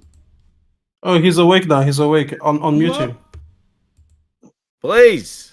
Yeah, what up? I'm at work, bro. Y'all forget I'm at work? You sleeping on the job? You sleeping on the job? You were sleeping on the job? He's awake. Brother, listen. Hey, hey, just to let you know, Blaze is a security guard for a nuclear power plant. He's Homer Simpson? He fell asleep with his hand on the button. Bro, listen, I'm about to show you my office. I got blankets, you know what I mean? Oh, my man was like snoozing. Anyway, he's like, Sony, baby, 60 hours in Hellblade. And the moment we said Xbox, I mean, in Helldivers. Helldivers, exactly. That's how you know. That's how you know. I was like, yes, asleep, man. 60 hours. Hey, the moment we said Xbox, he went to bed. He's like, yeah. Fuck this topic. So the last that was the snooze button. Here we go. The super chat of the night, Sphere. He says, "I'm here. What's up, y'all? Helldivers 2." Thank you so much, Sphere. So we'll start with Mooch. Mooch, again, thank you so much for rocking out. Thursday's gonna be crazy. Hey, yes. Give me your final words and your outro. Let people know. Final words on Thursday. Your final so what? Final words are, where are we going? Do I make a left turn? Do I make a right turn? I don't know what to do. Honestly, I see people even saying it like, I've already made a determination. That's because I talked to Blaze. There's a lot of other people. I invested in a PC because I don't know at this point. It's not worth. I don't play the Xbox as much as I used to. I play the games. I play predominantly on PS5, and then I play on PC. So it's insane. Like, did you ever think this would happen? Did you ever think the Mooch Maniacs? No. Hey, listen, it's not my fault. Okay, if I was running the damn thing, you were playing the games. Yeah, get Mooch. Firefield, get Mooch. You did your part. You invested in Liberty. I'll move the family to Redmond if I have to. I got no problem with that. There you go. Straighten this out. No, I mean, honestly, you know what? You're not wrong, P-Rock. I never would have thought this in a million years. But then again, I never would have thought that they would have left. Listen, the old expression, right? If it ain't broke, you don't fix it. Yeah. Nintendo, PlayStation, still making games, still making consoles. It doesn't mean that the future won't change things. Sure, it will. Yeah. But they went so radical so fast that they it's just not even the home base could keep up with it. You know, so we'll see what happens Thursday. Thursday's a big fork in the road right now. Yes. Everybody's watching. I want to say thank you for giving me this platform to come out, hang out with you guys. This has been a blast. I hope this isn't my last time. I got to come back on. Yes, you definitely. Come back on the podcast, P-Rock. But yeah, Thursday's going to be absolutely off the chain. 7 p.m. Eastern. Thank you for giving me a chance to catch up with all you guys. Always good to be here with Blaze. Good to finally talk to M. Jez, he already knows I'm bothering him, even when he doesn't want to be bothered. It doesn't matter. It's what I do. I move people time. I was on Grindcation. I'm back now. So you're back now. Here. Crossfire this Thursday, 7 p.m. Eastern, the same day as the announcement. So you know All Eyes is on that show. Like, literally, it was destiny that he moved the show. It was crazy. It was destiny. Listen, I'm playing that shit, but I'm gonna take it. No, we got a stacked panel, unbelievable group of people coming on here. Wait till you see it, and we're just adding people. There's gonna be people coming in and out all night long. It's gonna be, and I'm taking notes. You know this. You already heard me talk. I already have. Everybody's gonna have a homework assignment. I've got an entire syllabus. Watch the podcast, and that's watch the podcast. Mooch. Go over and check it out. I appreciate it. We're gonna come in on Crossfire like Helldivers. We're just gonna land and invade. That's fine. Mooch putting up that beacon. You're gonna have so many people in the waiting room. It's gonna be ridiculous. I can't wait. I hope Blaze pops in too. That's what I'm hoping right now. I'm doing my job. I'm doing my part. Do it. Do my part. There we go. Do your part. I'll be there. Mooch, thank you so much. Blaze, I appreciate it, P-Rock. Thank you. Blaze, my brother. Yo, final word and your parting shots. Feel free to slow. It ain't pay to win, goddammit. No, this is gonna be super interesting. This is gonna either change.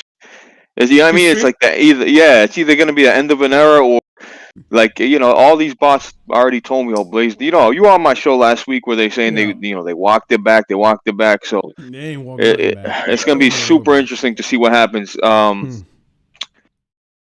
Oh man, it's like I'm going live Thursday. This feels like this is like the 80s where the Berlin Wall's crumbling. Like, yeah, but this is so weird, bro. This is like I would have never. I mean, bro, I would have put thousands of dollars that this shit would never happen, bro. I mean, this is crazy. Like, I can't even believe this is real. But you know, we'll see a podcast like you guys said. They'll be sitting on the couch all together and shit. And you know, Paris will be there. There'll be Dick eating over there and shit. Yo, Blaze, you wrong for that. Oh no. Oh Mr. man, all right. Thank you so Yellow much. Chair. Hey, let them know when's the next solid Hey, cat. by the way, yo, Porter, you should be happy, bro. Listen. Mooch showed up to your apartment, bro. Mooch, he been, avoiding. Hey, we'll get into it, brother. Huh? But I love everybody here. You know what I mean? I appreciate y'all. Shout out to the When's chat. the next solid cast? Hey, we gotta. Yeah, we gotta get this whole. I like this whole crew. I like the energy. Even M too. I want to get M on there too. And we gotta get Rev too. We gotta see Rev's thoughts on this. Say the word. Oh, bro. We gotta get Rev's thoughts on this. Bro. We gotta get Rev's thoughts on this because this is insane. But anyway, thanks, brother. Thank you so much. You're welcome, man. Jez. Yo. What's going on? All right, man. Yo. Final words. Yo. And your parting over. shot.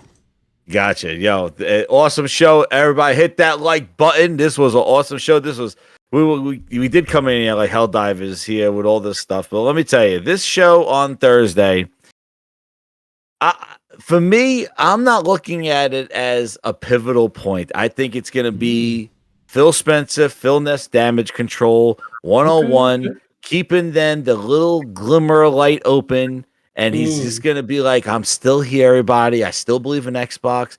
And we're going to just keep going around the same way that we're going around. And they're going to just put a couple of games here. And it's just a little bit of a Band-Aid pull again.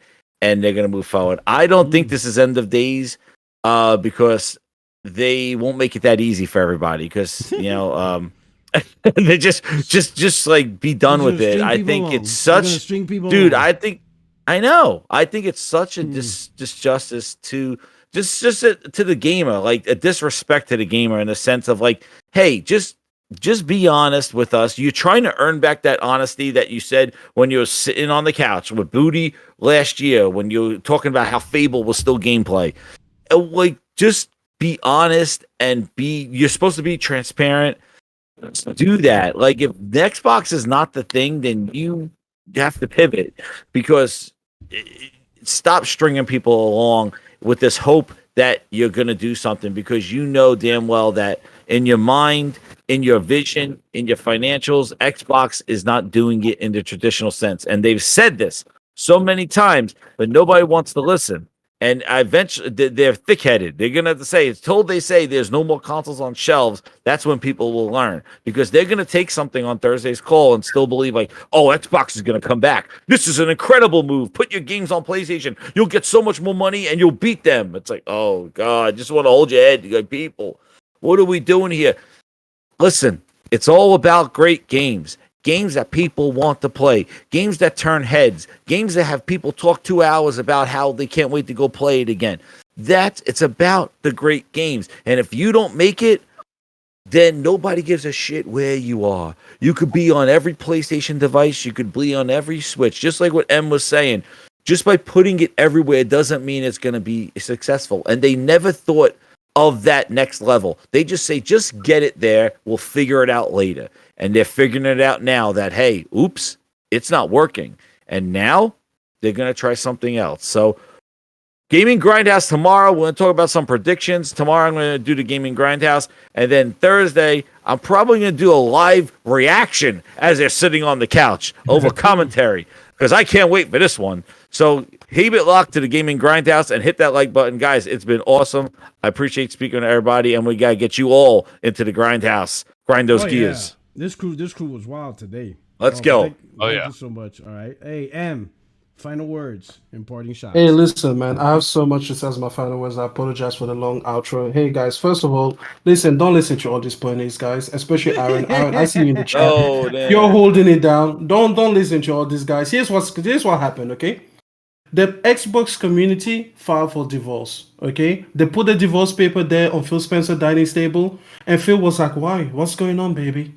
And then they were like, no, we've seen the text. We've seen the emails. We've seen the phone calls with Jim Ryan. We know you've been flirting with PlayStation. We know you have. So if you're just going to abandon us and leave, just sign the papers. And you know what Phil did?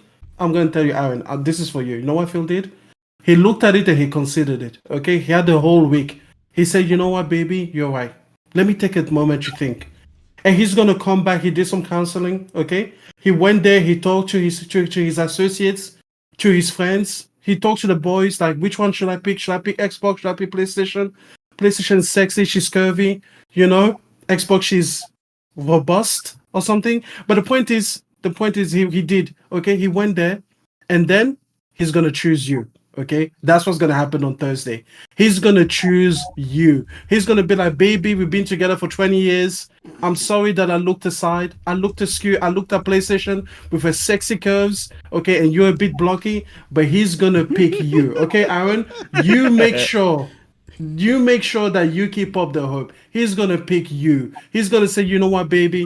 Not only do I choose you, but I'm gonna double down. I'm gonna do what Extreme said. I'm gonna fire myself. I'm gonna put someone in here like Mooch, like Jez, like Blaze, like P-Rock, anybody. Not Emmanuel. I don't believe in America. Okay, don't put me in there. But the point is this.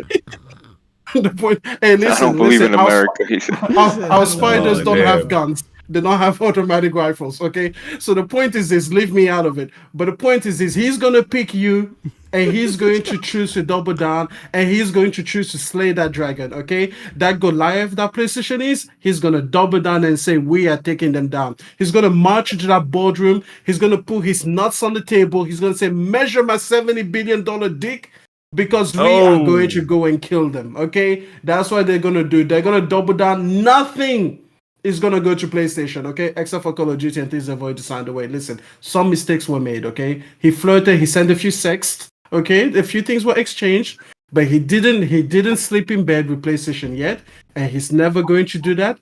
And I bet you he's going to be that lover man that you need him to be, okay? He's going to be there for you. So that's it. That is 100% what's going to happen. Okay, Aaron, I see you there. You say I'm finally speaking sense. You see, guys, stop being so defeatist. Okay, Xbox is going to reign. Is going to rise from the ashes. Team Dog is going to get back on it. Uni is going to be in love with it. And suddenly, Post Up is going to tell us what happened to Connie Booth after he breathes a massive sigh of relief. Okay. Oh my so God. listen, everybody's gonna come back. It's gonna be like the Avengers reuniting for Endgame. Okay, you're gonna get all your people back. All the people that saw Xboxes, including the ponies like J-Dub, they're gonna go and pick them back up again when they're gonna see the renewed commitment. Okay, Sarah Bond is going to deliver that sweet, beautiful smile that you love. Even Lulu is gonna show up. Okay, don't forget about Lulu. You know, she's gonna come back. Lulu Chang's coming. She's gonna come back. Okay, she's going to come back. It's going to be the whole Avengers squad. Frost is going to be there, and she's going to tell you that Sony is dead man walking. Okay, she loves podcasts. You guys know. So the point is this, okay? Don't give up hope. Thursday is yours. All right. Last thing I'm going to say, when Xbox blows up in the face, I'm going to need a podcast to be on. So I am a podcast refugee. So if anybody's got a spot on Thursday, y'all let me know. So the last thing I'm gonna say, so the CEO of Arrowhead, tweeted out 4 hours ago. He said, with the success of Helldivers 2, we are going to start looking for more amazing developers that can help us accelerate and beef up our content plans. Jobs will be going up soon, but if you are a senior dev, there's always the open application. Enlist today. So it already began. They need to draft people. So there you go. They're drafting people. They realize this is bigger. This is bigger than they ever anticipated. Hey, enlist now. Do your part. Fight for liberty. There you go. Sony, do your part. Get over there. Yeah, fix them up. Get those servers up there. Get Bungie's ass over there. Time to facts. Get Bungie some help. Facts. It's time to colonize more lands. Let's bring freedom to the Aborigines. Anyway, that's gonna get me canceled. Anyway, wow, you're gonna end on that note. Your only friend is YouTube Street, Puerto77. Thank you so much. Thank you for the panel. I hope you guys enjoyed it. On your way out, hit the like button. We'll see you soon. See you next week, and I will definitely see you Thursday on Crossfire. Cause I can't miss it for the world. Can't miss it. Let's go. No, let's go, baby. Let's Thursday go. night.